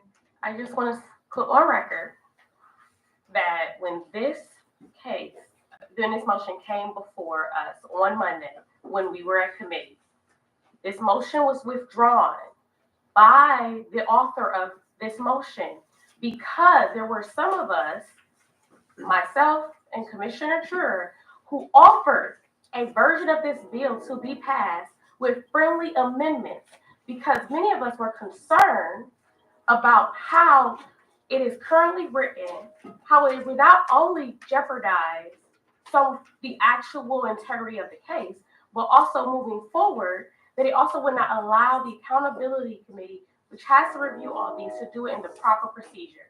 So this case Monday, it was brought up in committee. It died. And it died only because the Commissioner Trur and myself withdrawn. It was withdrawn only because we were adding things that we thought would make it stronger for everyone involved, including those who are all involved in this particular case. Just a quick question. Was the main motion seconded? I don't remember. We couldn't read it yet No. because we got stuck in the recusal Right, process. okay. I would like to speak last before you guys, so whoever is. We're still in The co-chair speak last. I would like to speak last before you guys. Okay, I'm really concerned about talking about details of the case during a commission meeting. This is like hearing a case 101. We cannot blow it, okay?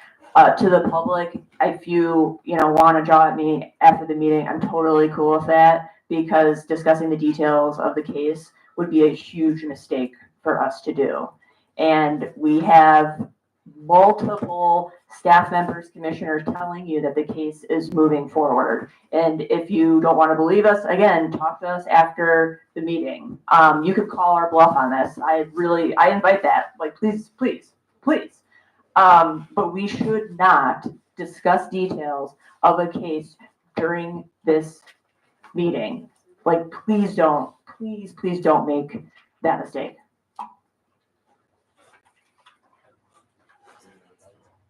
Commissioner Chura. Yeah, I concur with not discussing any details of the case. However, I do agree that we should look at all the evidence when we have it. If we have to start looking at some of the stuff we have to do in private, reviewing WCS, whatever other transcripts are there, we could start doing that. But I think we need to have everything, all the WCS, even the officers that are on the fringes of the original incident. Okay, so we're gonna call for the No, vote. I haven't spoken. I'm sorry, Commissioner Wong. So, I just want to say that, many things are said in abstraction right now. It would be impossible to do anything. I'm not sure what Ms. Kennedy means about details of the case, but the details given in the motion are statements of fact. They're not interpretive. They're not assessments of, in any way, of the merits of the case. They are statements of fact of when certain things occurred. If that is the level of detail that is prohibited from public view, then a lot of things would be prohibited from public view.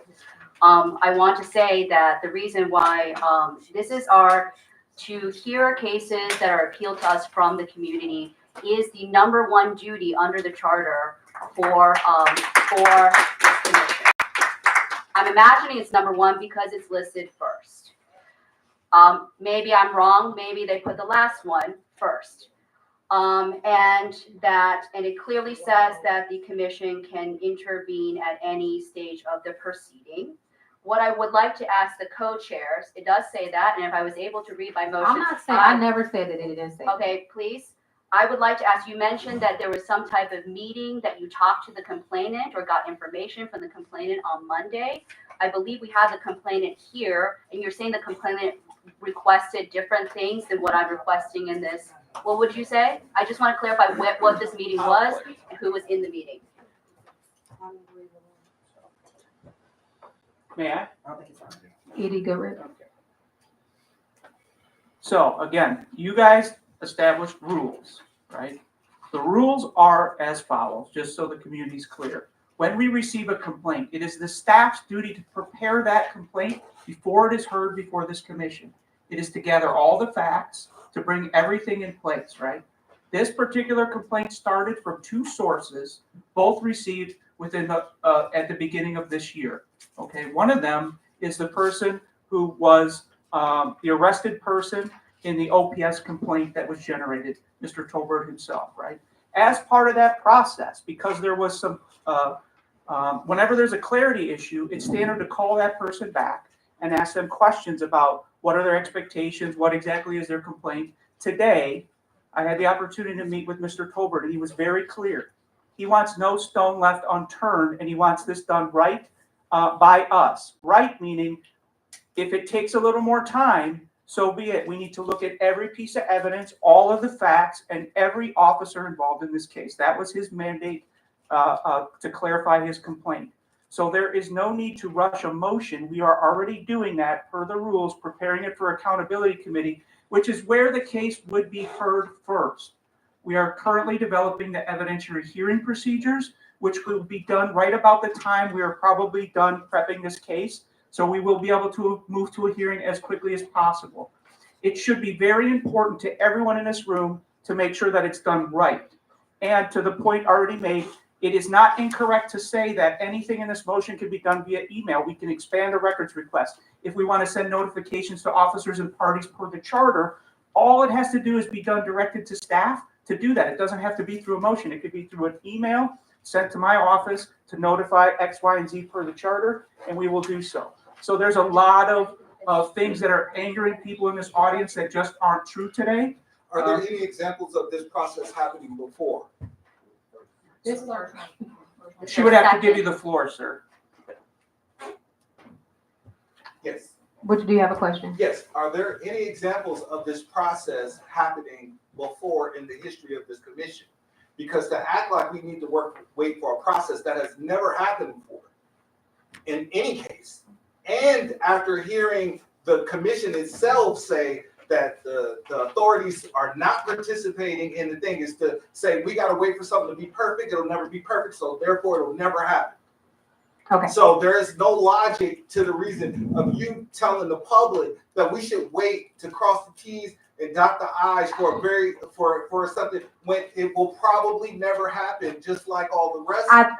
With all due respect, I think that's the issue. You guys think that there's some waiting going on when we're telling you there's no waiting. We're moving forward. We're in the middle of the process. No, we think that there is a conspiracy by this committee to not do anything, as evidenced by the fact that there is no case that has been seen by this process which hasn't been developed, hasn't been worked out, and has never been implemented, it is not logical for you guys to expect us to think that that's some type of process that's legible when it has never occurred before. So that is not logical. And if the person that interest actually wants it to happen, well, then that should be compelling. I didn't finish my, because Mr. Goodrich answered. I just want to say, No, I don't. you're out of order. You're out of order. This motion sets Commissioner out. Wong, you are the out of process. order. This motion sets out. You the are out process, of and they order. are Commissioner blocking Wong, this you are out of process. order. You cannot say I'm out of order, then you Commissioner- appeal, then vote on it. This is the process. And we are We're- out of we're in the compliance middle of with the the appeal charter right now. right now.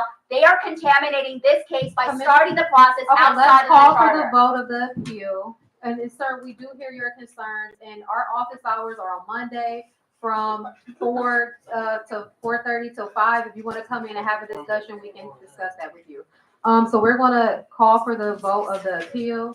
So this, I'm sorry.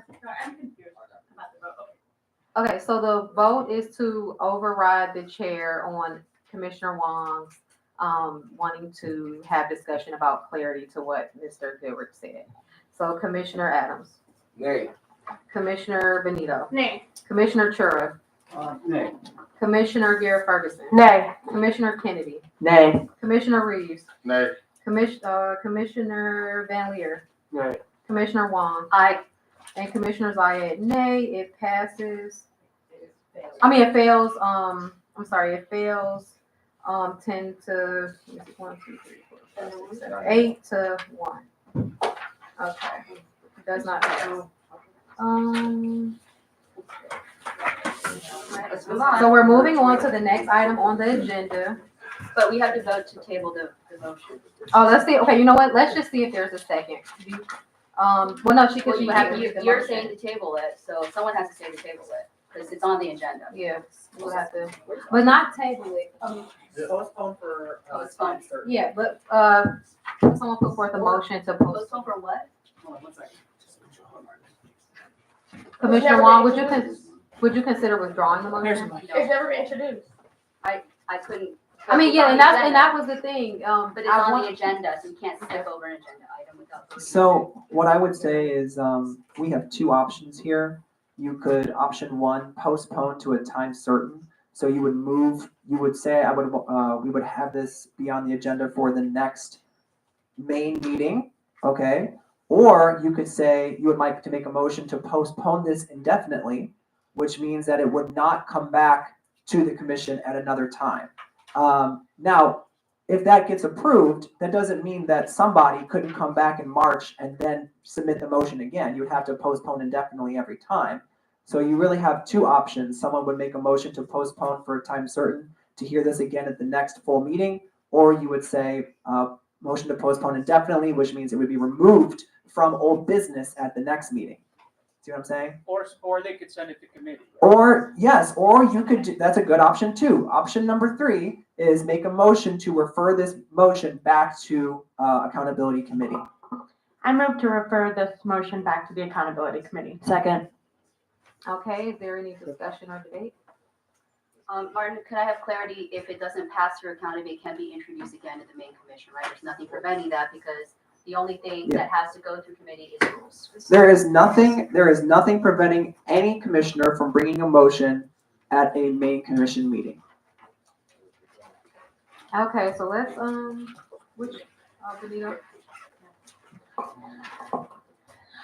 I would like to just clarify for the public, your concern about wanting to see us review this case is valid. I completely agree that one of the most important duties that we have is to hear cases. I don't think that there is a single person at this table that is not concerned with that and concerned about having a process that has integrity so that every person who comes to us with a case is given the process that they deserve. I want to make clear, as Executive Director Goodrich has brought up, this case has been opened. The process in our rules goes as followed. This is, you can look in our rules and policies and procedures that when a complaint is received, then at that point, the executive director requests the records. It doesn't say that. Point of clarification. Okay, 2. that, Let me do the point of okay, clarification. no, let me rephrase. 2.44 contains Let nothing me- about records let me request or rephrase, notification.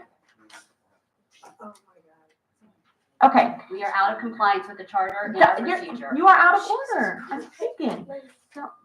So that when the complaint is received, then the executive director is directed to, within 15 days, to create, to put together a report that has the information about the details of the case, the facts of the case, which then goes to the accountability committee. The accountability committee reviews this and then makes a determination of whether to refer that complaint to the full commission for a vote. That is to open up a evidentiary That's hearing. not accurate, and I want to know. Well, actually, Wait for her to finish. please, you know what? Can someone pull up the rule so that I can read it to the community? You So- chair the rules committee. I was not So, aware of you were not 115.4. speaking, I'm speaking. For So- accountability meetings. My concern, we are gonna pull up the rule. I apologize for not having it memorized. But what I want to acknowledge is that my concern with what is happening right now, Commissioner Wong, is that you are undermining you are under. Point of order. Point of order. Okay. I do want to note that she You is haven't even correct. let me finish my Can I statement. just let her finish speaking? Okay, so the rule states, after receipt of a petition, which has happened, the executive director will have a legal analysis conducted of the feasibility of the request. The initial analysis will be done by staff and legal counsel.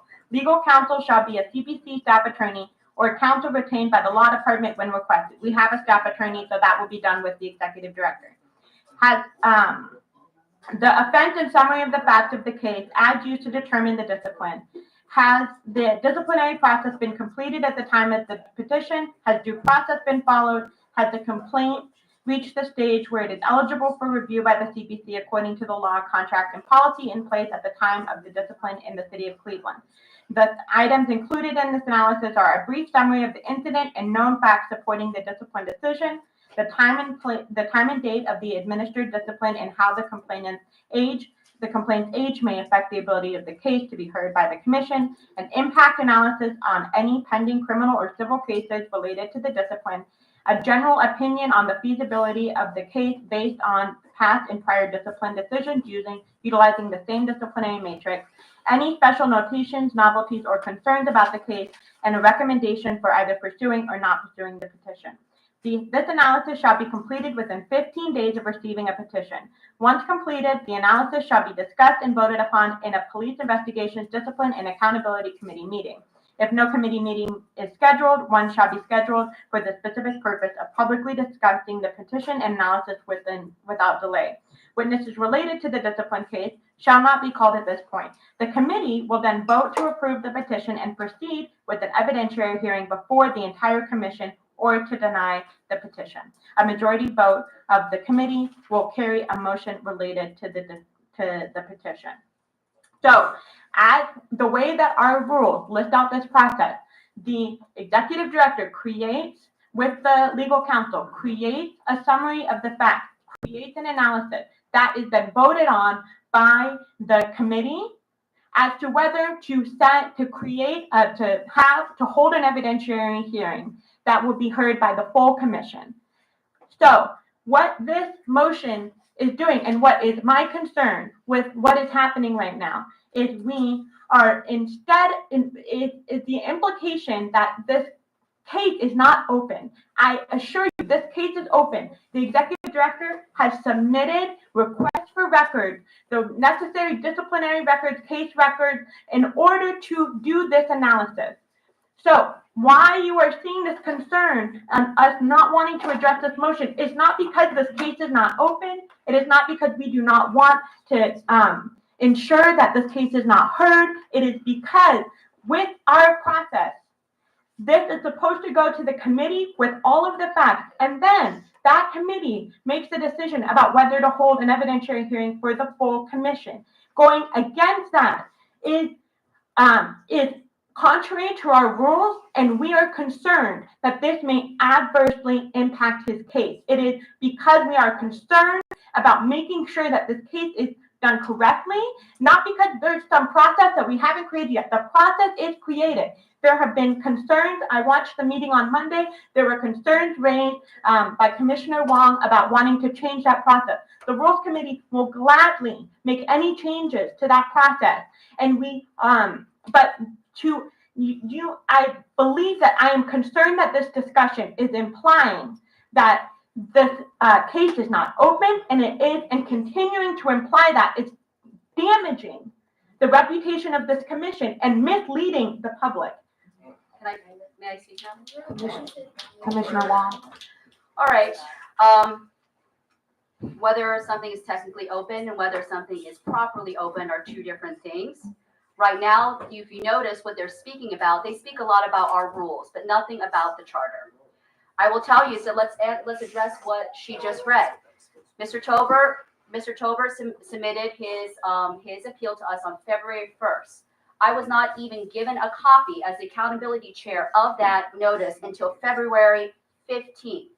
It's March now, right? It's March, March 6th, well over 15 days after the deadline is set forth in our own rules to do the initial analysis. Without my permission, and at that point in February 1st, and when he gave me the email, he also even said to me that he was concerned that somebody was impersonating Mr. Tolbert and making the appeal on his behalf. And I said, well, that seems unlikely. How about you ask Mr. Tolbert and reach out to him? And that is how Mr. Tolbert has come into contact with the commission. But for 2 weeks, Point of order. No, I'm giving the facts. We don't, that's not a fact. That is you a saying fact. something that may or may not be true. I experienced it. I'm talking about what I witnessed. No. Beyond that, the charter also says that we have to give notifications to every complainant. The reason why it's not in the rules is not because I didn't understand. It's because it's in 115.4 rather than 115.5, but we are bound by the entire charter. With regards to the records request, that was not made through the accountability chair. The charter gives the commission, and you can say delegated to commissioners, the right to make records requests, not the ED. I believe that the ED made a too broad of a records request. I'm happy to, my records request actually includes all the officers engaged in Mr. Tolbert's incident on that day. What it doesn't include is, because I have some knowledge of the case, that there was a secondary investigation that splintered out of Mr. Tolbert's case that had nothing to do with the events of that day, which includes 7 officers, countless hours of body cam footage, evidence, and call. Now, I'm concerned that Edie Goodrich is stalling this, or is waiting. How about this? Okay, I'll take that back. Is waiting. If we have to wait for that records request to be fulfilled, do an initial analysis, that's going to be a lot more than 15 days. That might be 6 months, according to what the city has said, is when we'll get an OPS file. And beyond that, right now, our rules, and I apologize because I was on the rules committee this week. We did this in May. We had no idea exactly what the process is. That it gives way too much power to the ED to decide. The ED is not supposed to decide which cases we take. We are to decide as a commission. That's not true. It is true that is true because according to the charter, the commission, in its discretion, after any proceeding, can proceed with its own investigation or evidentiary hearing. It does not say the ED at all. So point of clarification. Excuse me, I would like to make a point of clarification. What happens? It is a recommendation. We do not have to take his recommendation. So I just want to be clear. This is what the commissioners are saying. There are misleading statements being made. These things are being spun and twisted. He makes a recommendation to us. Jason works for this commission. We can say we want this, we want that. He will give it to us. But it's a recommendation, and we can reject his recommendation. So I don't want the public to think that if the executive director decides that we are not going to look at a case, he doesn't get to make that decision. We make the decision. So I want to be clear about that. I want to point of clarification. So I requested Mr. Tolbert's appeal. It took 14 days for me to even get that after multiple attempts. I requested, we have another case, Ms. Johnson's case. I requested the case file, and Mr. Goodrich was not willing to give me the case file that was in his possession until he was done with his initial order. Point of order. To the chair, may I speak, please? E.D. This, Goodrich.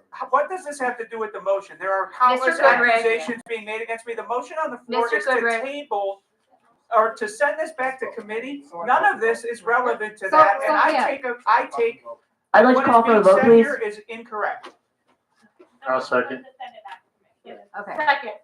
It's already seconded. Yeah, it was seconded already, so I'm gonna call for the vote to move, this motion regarding OPS complaint 2022-0116 back to the accountability committee. Commissioner Adams. Aye. Commissioner Benito. Aye. Commissioner Chura. Aye. Commissioner Garrett Ferguson. Aye. Commissioner Kennedy. Aye. Commissioner Reeves. Aye. Commissioner Ridgway. Oh, Andrea's still gone. Commissioner Van Leer. Aye. Commissioner Wong. No. And Commissioner Zayed.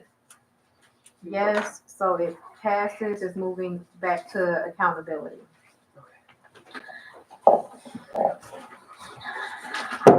I move to extend the meeting for 30 minutes. Oh, well, it's, Is the meeting going to 8:30? we may not Oh, need wait. to. Oh, Yeah, 20. we may not need to. Oh, I'm so sorry. Let's just wait. Sorry, I thought it was ending at 8. All right, so we will now move on to motion regarding police personnel files. If that's okay, can we call Commissioner Rodriguez back? She's like, I don't want to come back.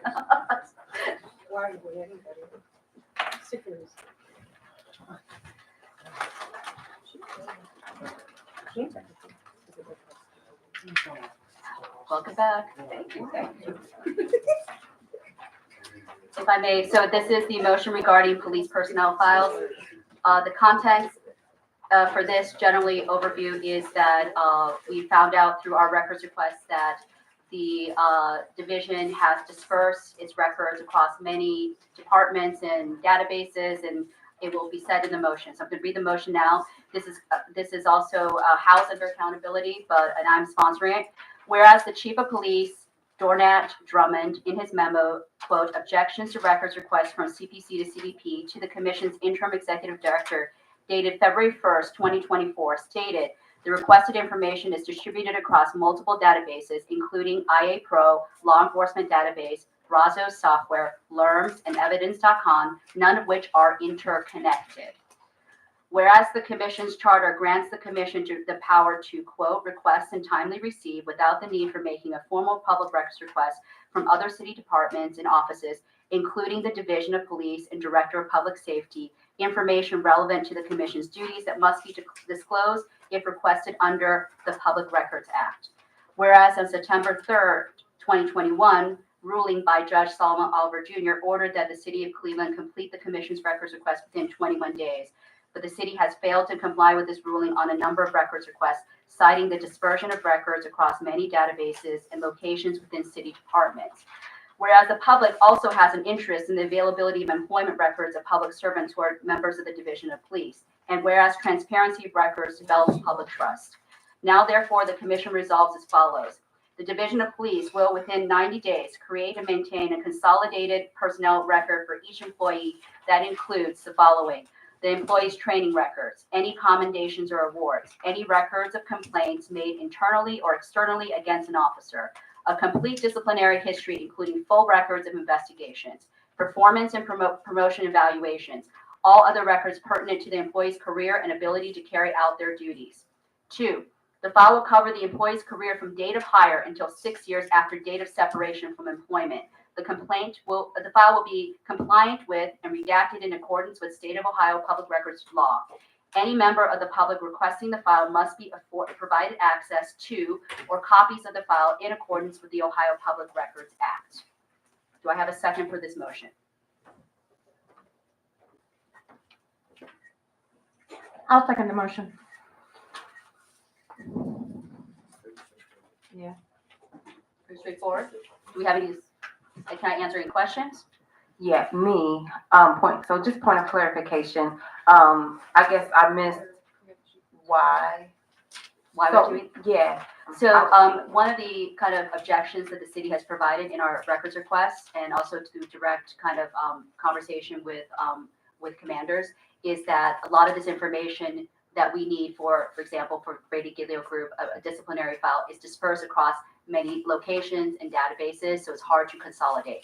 However, I find it hard. That is no excuse for the fact that we shouldn't get them, because it is incumbent on the city to maintain a consolidated file. So we are just memorializing this so it's very clear, such that because certainly the file is put together for the disciplinary hearings, but apparently it's somehow disconnected, disassociated afterwards. I'm not really sure about the process, but it is a chief of police who's now safety director's own memo. He stated that. So it's just to say we need a file. I believe Mr. Chura, in his day, if you can speak to it, there was a consolidated file for discipline when it was paper. Yeah.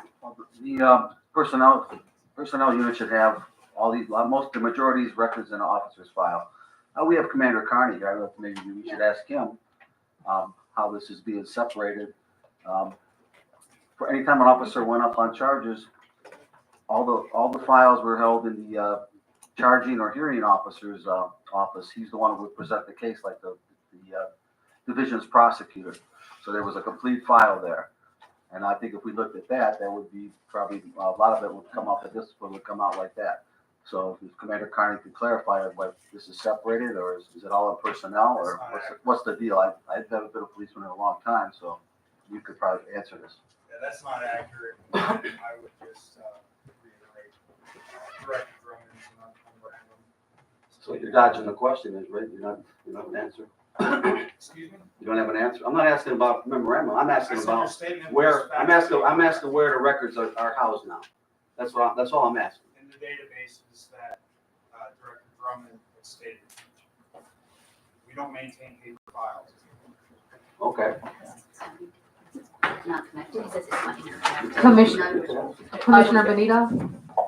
I just would like to thank Commissioner Wong for putting this motion forward. I think another benefit of us doing this is that, if people, members of the public are requesting a disciplinary record of an officer, if they have an interaction with an officer or they have a complaint or concern, this will make it a lot easier for members of the public to be able to request disciplinary records, which, right now would require some members of the public to understand exactly where different records are held, and which is, difficult for any general member of the public. So I support this, and I am grateful that it's been brought forward. Commissioner Rodriguez?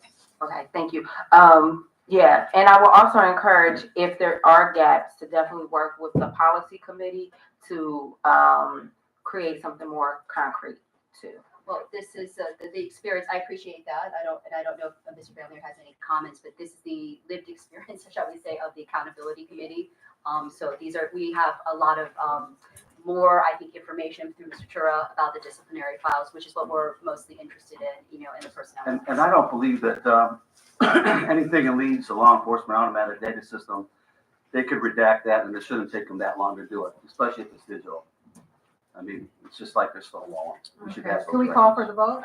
Can I say one thing about this before you vote? When this was brought to our attention that they didn't have a consolidated file, I talked to some chiefs, retired chiefs across the state, and what they told me was they're actually teaching police chiefs now to break up these files at the chief of police associations in their executive training, for the specific reason to make it hard for the public to get these records. I think that's totally inappropriate, and I think that this is a step in the right direction to correct things like that, right? We shouldn't be resisting access to the public. All public employees' records should be consolidated and accessible. All public servants' records should be consolidated and accessible, and this is a great step in that direction. Thank you. Okay, so I'm gonna call for the vote. Commissioner Adams? Aye. Commissioner Benito? Aye. Commissioner Chura? Aye. Commissioner Garrett Ferguson? Aye. Commissioner Kennedy? Aye. Commissioner Reeves? Aye. Commissioner Ridgway? Aye. Commissioner Rodriguez? Yes. Commissioner Van Leer? Aye. Commissioner Wong? Aye. And myself, Commissioner Zayed. So, yes, so. That passes. All right, so we move on to the last motion to present. It is called this is not, Martin, I think there was an amendment to this. So it was just to the title, I'm not rescinding the motion, I'm just amending the motion, right, Martin? This is not the final copy. You can just amend the motion, a previously amended motion.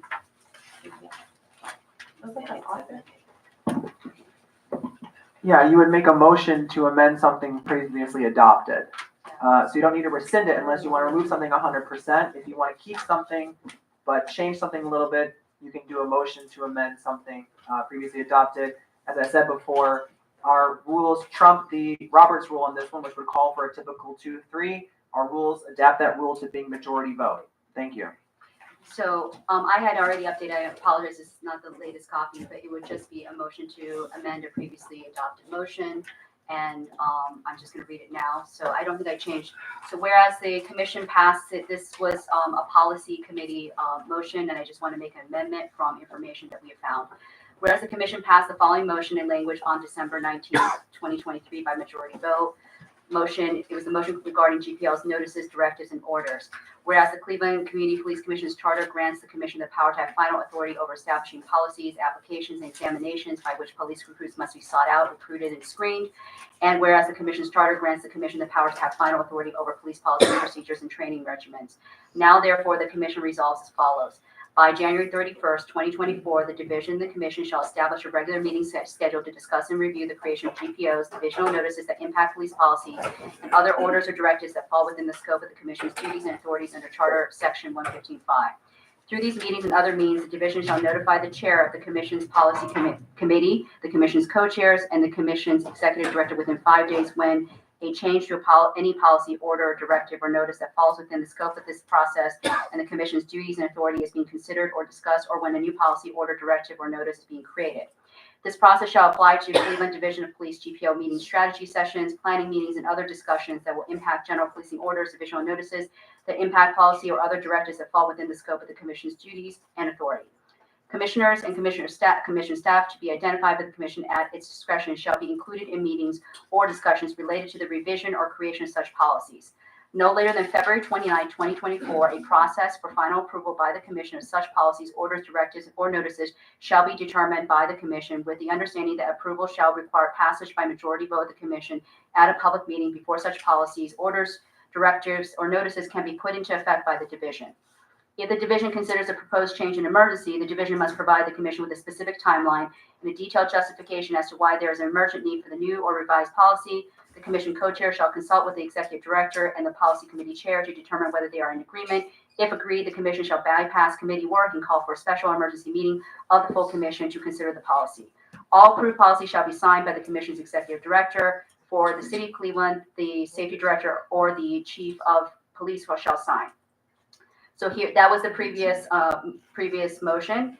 So whereas the aforementioned motion contains citations of City Charter 155 that are irrelevant to the scope of the motion, whereas the aforementioned motion contains language that develops a fast-track process for emergency general police orders, GPOs, that has never existed or been needed before, whereas Commissioner James Turner, former IA commander of CDP, and Commander Brian Carney both stated on record on December 12th, 2023 and February 21st, 2024, respectively, that the division has never created any emergency GPOs. And whereas the aforementioned motion doesn't discriminate between the different types of CDP policy documents and notices, every policy document is treated with the same with no regard for differences in operational needs. Now, therefore, the commission resolves as follows. 1, delete the following clause from the aforementioned motion. And the clause is, whereas the Cleveland Community Police Commission's charter grants the commission the power to have final authority over establishing policies, applications, and examinations by which police recruits must be sought, recruited, and screened. And so that's about training and recruitment. That was never in the motion. And 2, delete the following clause from the aforementioned motion. If the division considers the proposed change an emergency, the division must provide the commission with a specific timeline and a detailed justification as to why there is an emergent need for the new or revised policy. The commission co-chair shall consult with the executive director and the policy committee chair to determine whether they are in agreement. If agreed, the commission shall bypass committee work and call a special or emergency meeting of the full commission to consider the policy. So that is removed because emergency GPO has never existed. Mr. Chura, I believe, stated that, and Commander Carney also. Thank you. And okay. Is there a second for this motion? Sure. Second. Is there any debate or discussion?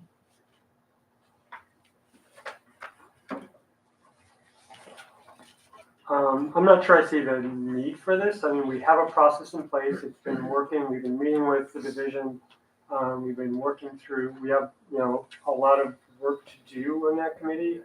It just feels, and we've already approved this once by a majority vote, and then we approved the divisional notice list by a majority vote last week. I'm just not sure I see the need or value of this. And, I mean, yes, it's true. There have been no emergencies, but we put that in there as just to make sure that we could handle something that came up at the last minute. Certainly we know that GPOs tend to take a long time for approval, but we also don't want to be a roadblock. So I don't really see the need for this. But I don't know if it merits a lot of conversation tonight, to be honest. I would like to make a friendly amendment if possible. And so instead of deleting where it says, if the division considers the proposed change an emergency, the division, I would want that sentence actually put back in there. But instead of as to where there's an emergent need, I would like to, or no, with a specific timeline, I would like for us to maybe give them a specific timeline, because I don't want us to be in a situation where there's just not the capacity there and it truly is an emergency GPO that needs to be passed. And so is there a way, as a friendly amendment, we can add a time period so that in the event the commission cannot. You can't amend review. it right now because the motion is to remove that clause, so you can't amend that clause, I think. Can we have further discussion before we, yeah. Through the chair, okay. General police officers orders will usually take a long time. They research them, they look at other organizations, other police departments, and try to get the best practices for their particular. Like you said, my time was up. Anyway, they'll try to find the best practices for their organization. What we also have is the departmental notices, and those could come out quick. And we talked about this before. If there's anything with officer safety, they could put that out right away. I have no objections to anything like that when it comes to officer safety. And if it's something that we need to look at, further down the road, if they feel they need to have it out, they can put it out there, and then we could always review it, later. So I don't think. This will remove that ability, right? No, there's no such thing as an emergency GPO, general Okay. police order. Departmental notice is a departmental notice, it's quick, and usually, they come out pretty quick. It could be anything from officer safety to, having a wellness at City Hall or something like that. Okay. So, go ahead. I move to send this back to the policy committee.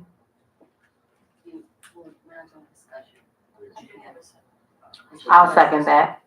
The friendly amendment with everything. The friendly amendment You can't move within, Well, you move, let's not- you move. Point of We haven't done clarity, with- I'm sorry, point of clarity, Martin, you have something. Where'd the microphone go? Oh, it's over here. You should just have your own, Martin. I know. We're gonna mic you up for every meeting. Oh my gosh. Okay, I'll officially sit here now. Yeah.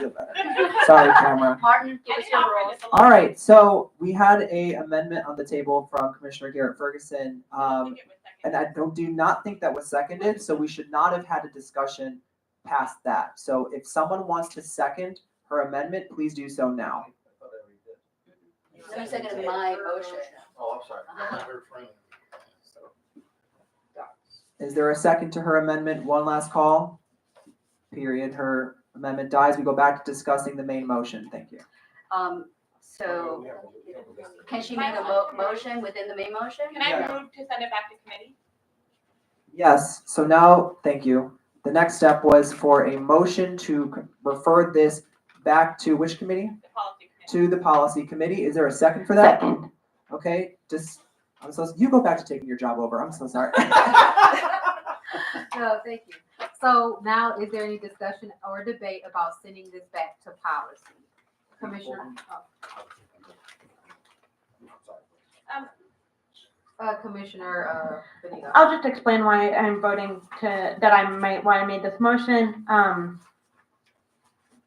That I think we're rehashing, the people speaking right now are Commissioner Wong, Commissioner Garrett Ferguson, Commissioner Van Leer. We're all members of the policy committee. This seems to be a conversation the content is related to a procedure that was laid out through the policy committee, to me, this seems to be a business of the policy committee.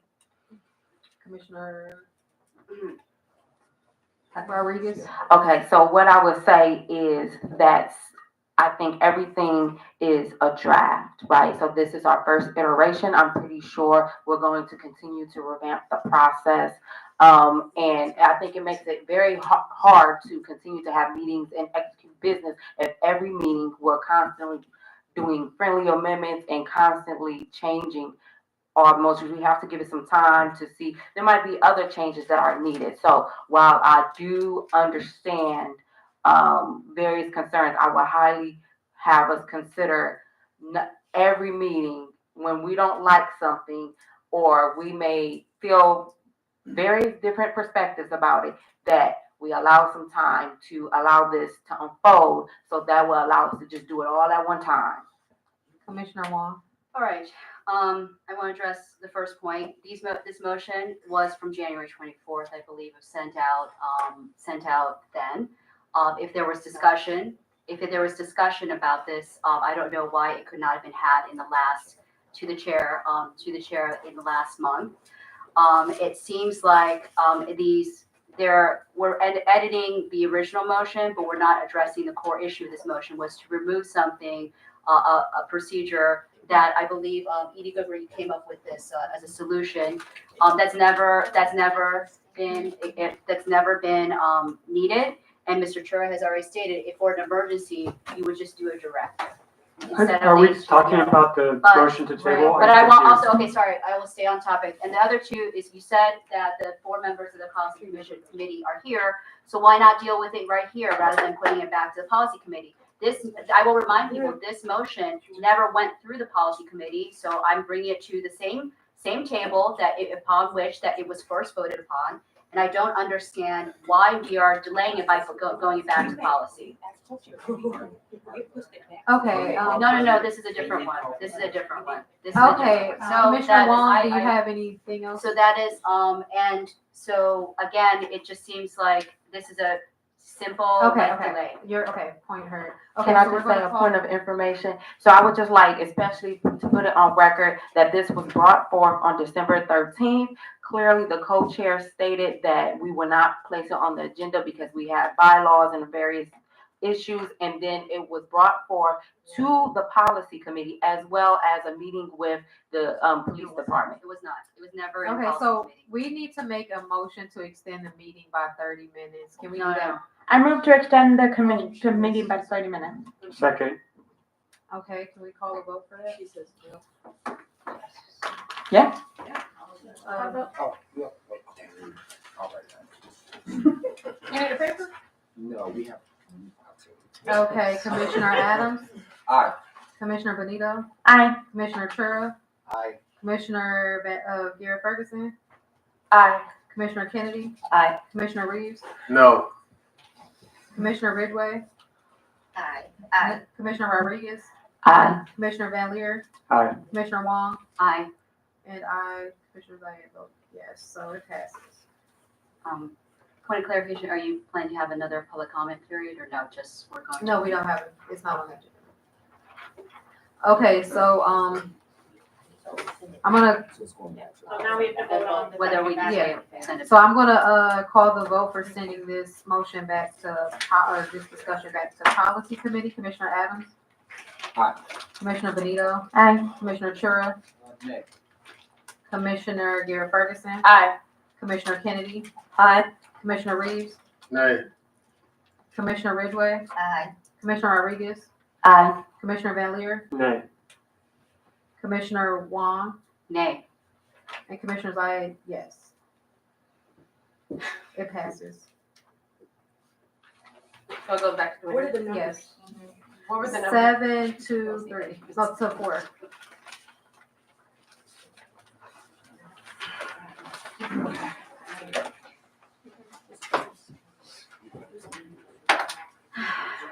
Next motion.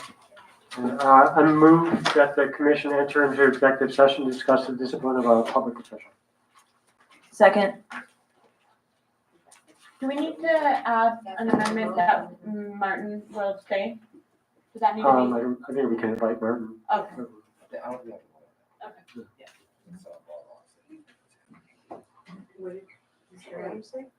Don't we have to state the purpose of executive session? No, he asked if they have to specifically articulate in their He did. motion that I will also attend the session, and I would attend any executive session that this commission would have unless I was conflicted out. So let's, yeah.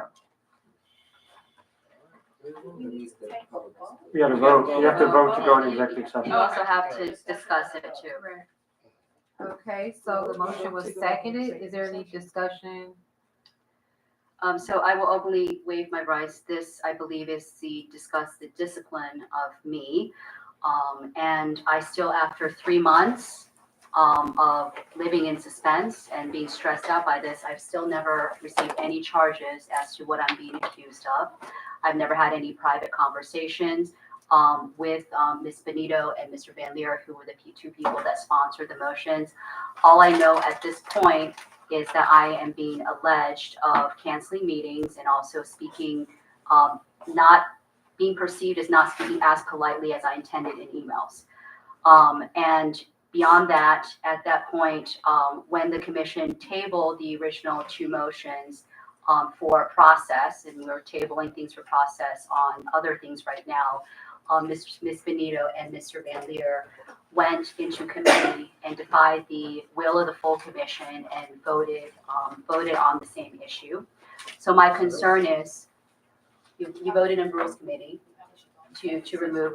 I'm just concerned I'm concerned by the lack of transparency, the lack of timeliness in getting, and I think the officers and also the complainants should understand, this has been ongoing for many, many months. I have no way to defend myself. And my problem is that we're going to discuss my discipline. So there's a presumption that I've done something wrong. I don't believe that we should even go into executive session until I even know what I'm being accused of. And if I'm being accused of things, I would like that to be not in executive session, not hidden in a smoke screen, but the public has a right to know what I'm being accused of, just like I have a right to know. So I would vote against the executive session. The original motion, I think, was to establish some type of committee within executive session. I do want to know that that is against Ohio, the rules, Ohio Revised Codes. You cannot vote or just make decisions within executive sessions. Decisions have to be made in public. And I am fine with whatever, I do think that Robert's rules, and Martin, thank you for pointing it out. There's Robert's rules, just general guideline. If there is an issue of, a concern of discipline, that there would be a private discussion that happened. That has never happened. I have found out that Mr. Van Leer has gone to other commissioners to ask about incidences that the other commissioners have witnessed. I don't think it is proper for one commissioner. Sorry, if I may finish. That's I don't think it's proper for one commissioner to be investigating another. And if we are going to do a sincere disciplinary process, it should be spelled out. I mean, Robert's Rules has that. It requires a public hearing. And I think given the fact that we have a lot of struggle right now still in the commission, I think actually this meeting, even though there was some contention, we got a lot accomplished. That I don't think that we should unsteady the ship even more by allowing certain commissioners and giving them the burden and the task to investigate or determine the discipline of other commissioners. If that is the case, then I would move for an independent outside authority to be assessing whatever I'm being alleged with. And I also found out, I have to say, that there was an HR complaint made against me by a commissioner. I asked immediately for the complaint, and for the nature of the complaint, I was denied that. I still don't know what it's about. So it seems to be really lacking in due process on all counts. I don't know if you remember in January 24th, I was alleged in the motions to have committed malfeasance, misfeasance, egregious behavior. Those seem to be very clearly dramatic and clear indications of misbehavior. Yet I've still not, after 3 months of, almost 3 months of living through this, even understood what is being alleged. And I feel really uncomfortable going into executive session, not knowing what I'm going to face with people that have not afforded me just basically the due respect of confronting me with issues directly. I think that is we don't have to cite, a parable or a gospel here, but that is probably the best thing to do is to deal with the person directly if there's an issue. So I do not want to, and I think we've had, I know it's hard sometimes to deal with, and part of our observation, our struggle is that all of us had, unfortunately, the tendency to vent to each other. And we probably, should set the stage right now through whatever is going to befall me, that we set a process that's fair, and to realize that other commissioners can be party to the same process. So I don't want to go into executive session. I feel that if I'm being accused, if I'm legitimate, please make it public, so the public can understand what. If it is public, I think there is a process, right, for making like the accusations under Robert's rules. So, Martin? clarity with Mr. Beal. My understanding is that the commissioner can waive the executive session if they so desire, and then I could proceed to make the motion. There's no waiving of the executive session if that is a question. What you're specifically referring to is the commission making a motion to enter an executive session pursuant to ORC 121.22 G1, which is to discuss personnel matters. That person may request a public hearing if a statute would give that person a right to have a public hearing on that discipline. So since there is no statute that would give any commissioner a right to a public hearing under a statute, short of being recused by being recused by the mayor, then that would be the public hearing if it ever got to that level in this case. Martin, I have a question, but Robert's Rules also has a process for discipline. Robert's Rules has a process for discipline, and this commission has said that they would use Robert's Rules as a default. Just know that just because the commission is saying they will use Robert's Rules as a default does not mean that if you do not follow Robert's Rules in every single instance, that would invalidate a validly made motion by this commission. Right, so just because Robert Rules are wheels, are training wheels, if this commission decides to, decides to make a motion and it's upheld by a majority, that is what would rule over the Robert's Rules. So what I'm again not understanding is, we agreed on January 24th to table the motions for removal against me, and that we were going to set a process for discipline. But it seems like we're setting, before the Rules Committee set a process for discipline, we are now we're not enacting a process through discipline by saying that we have to go into executive session to do all these things. So what are we doing here? If there's not a process for discipline that says, A, you would go into executive session and discuss this, why are we, again, for other regards, where there's process that has not been delineated properly, that we use that as a means to say that we need a process, but we don't have a process here. The majority commission wanted a process. Rules Committee, they delegated to the Rules Committee for a process. You stop it, Terry. And You stop it. I'm sorry. It's ridiculous. Okay. But Can we get to we have a process that is supposed to be, and Commissioner Benito has written a process that we're looking at. I'm not trying to delay this, but because I've always asked for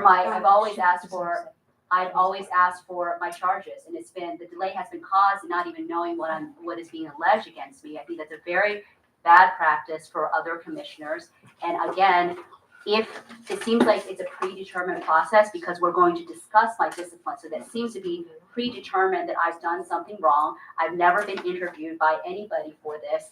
This is really lacking in transparency, lacking in due process. And I'm not unwilling to go into this executive session. I'm unwilling to do something that is outside the public's eye that could affect all commissioners in the future. If you have something to discipline me against, that you have, obviously, please come to me directly. But I think that the executive session would be the last option. Okay, thank you. Thank you. Commissioner Valier. Yeah, I think the withdrawal of the two previous motions has no it's not relevant to this meeting. Those were withdrawn and they're not really under discussion.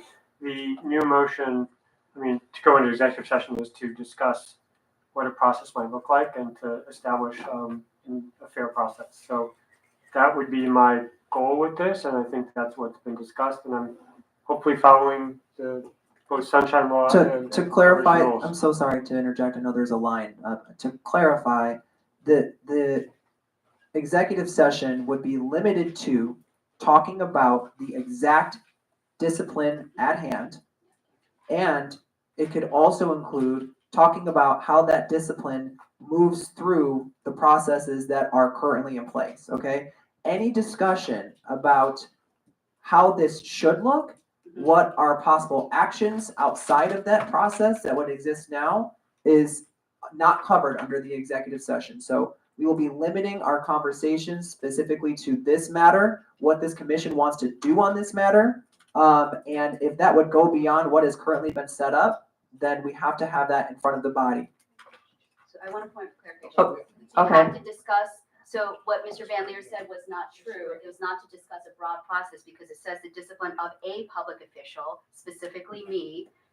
And you are inside the executive session discussing what is being alleged with me, but I'm again saying I have never received any notification of this at all. If you would like to discuss a broad process, I think. Commissioner, I'm sorry, Commissioner Wong, you've already spoke. We have to get to other commissioners. Commissioner Kennedy? Okay, just for the public's awareness, we're trying to go about this judiciously. We're not hiding anything from you. You will definitely get the specifics about the charges. But now I'm so sorry. Yes. We are not saying who this is discussing, okay? We are not saying who this is in this motion, and what we're saying at this table right now. No commissioner should be talking about one specific person. Please keep that in mind. We have not identified the person. I have not identified the person. I'm not you. speaking about one specific person. Thank you. But I'm just making the public aware that you will definitely be given the information about any potential malfeasance or unprofessional behavior. We're certainly not hiding anything, but want to create a fair and judicious process for all of us moving forward. Thank you. Commissioner Reeves? Yeah, I just want to quickly say, unless I'm missing something, I didn't see any names mentioned here. So, from what I've heard so far, is irrelevant. And I'm ready for a vote. Me too. Okay. So with that being said, we're gonna call the vote to move into executive session to discuss, we'll move to enter executive session to discuss the discipline of a public official. Commissioner, Co-Chair Adams? Aye. Commissioner Benito? Aye. Commissioner Chura? Nay. Commissioner Gare Ferguson? Aye. Commissioner Kennedy? Aye. Commissioner Reeves? Aye. Commissioner Ridgway? Aye. Commissioner Rodriguez? Okay, I'm sorry. I just have a point of clarification, just to ensure. So it can be broad or specifically about discipline? The conversation is, we're gonna do our best to work with what our scope of the conversation is. It is going to be specifically related to the discipline of the person that is going to be disclosed in the executive session. And it'll be talking about how that person will be moving through our process. If there is any discussion about actions that this commission wants to take, ideas for a new process, we're going to be talking about our options. We're going to be. Yes. Commissioner Van Leer? Aye. Commissioner Wong? Nay. And Commissioner Zayed, yes. So that is 1, 2, 3, 4, 5, 6, 7, 8, 9, 2, 2. It passes. We're going to the executive session. Okay, so give me a minute to end the video, and we'll let the public know that we will return. Yes. Are you doing it right now? Yes, we're going to be doing the executive session now. If you all would not mind leaving the room, we technically will be having to end this meeting back on in front of the public. So in order to end the executive session, we will have to have the commission come back in by majority vote to end the executive session, and then there would be, if there's time left, any motions or whatever is left, and then there would be an adjournment. So it's up to you all, if you would like to stay to be reintroduced back into the to be part of the public. Are they gonna vote on something afterwards? If there's time, I have no idea, but I'm gonna end the feed now, and then I'm gonna excuse myself out of the room, so.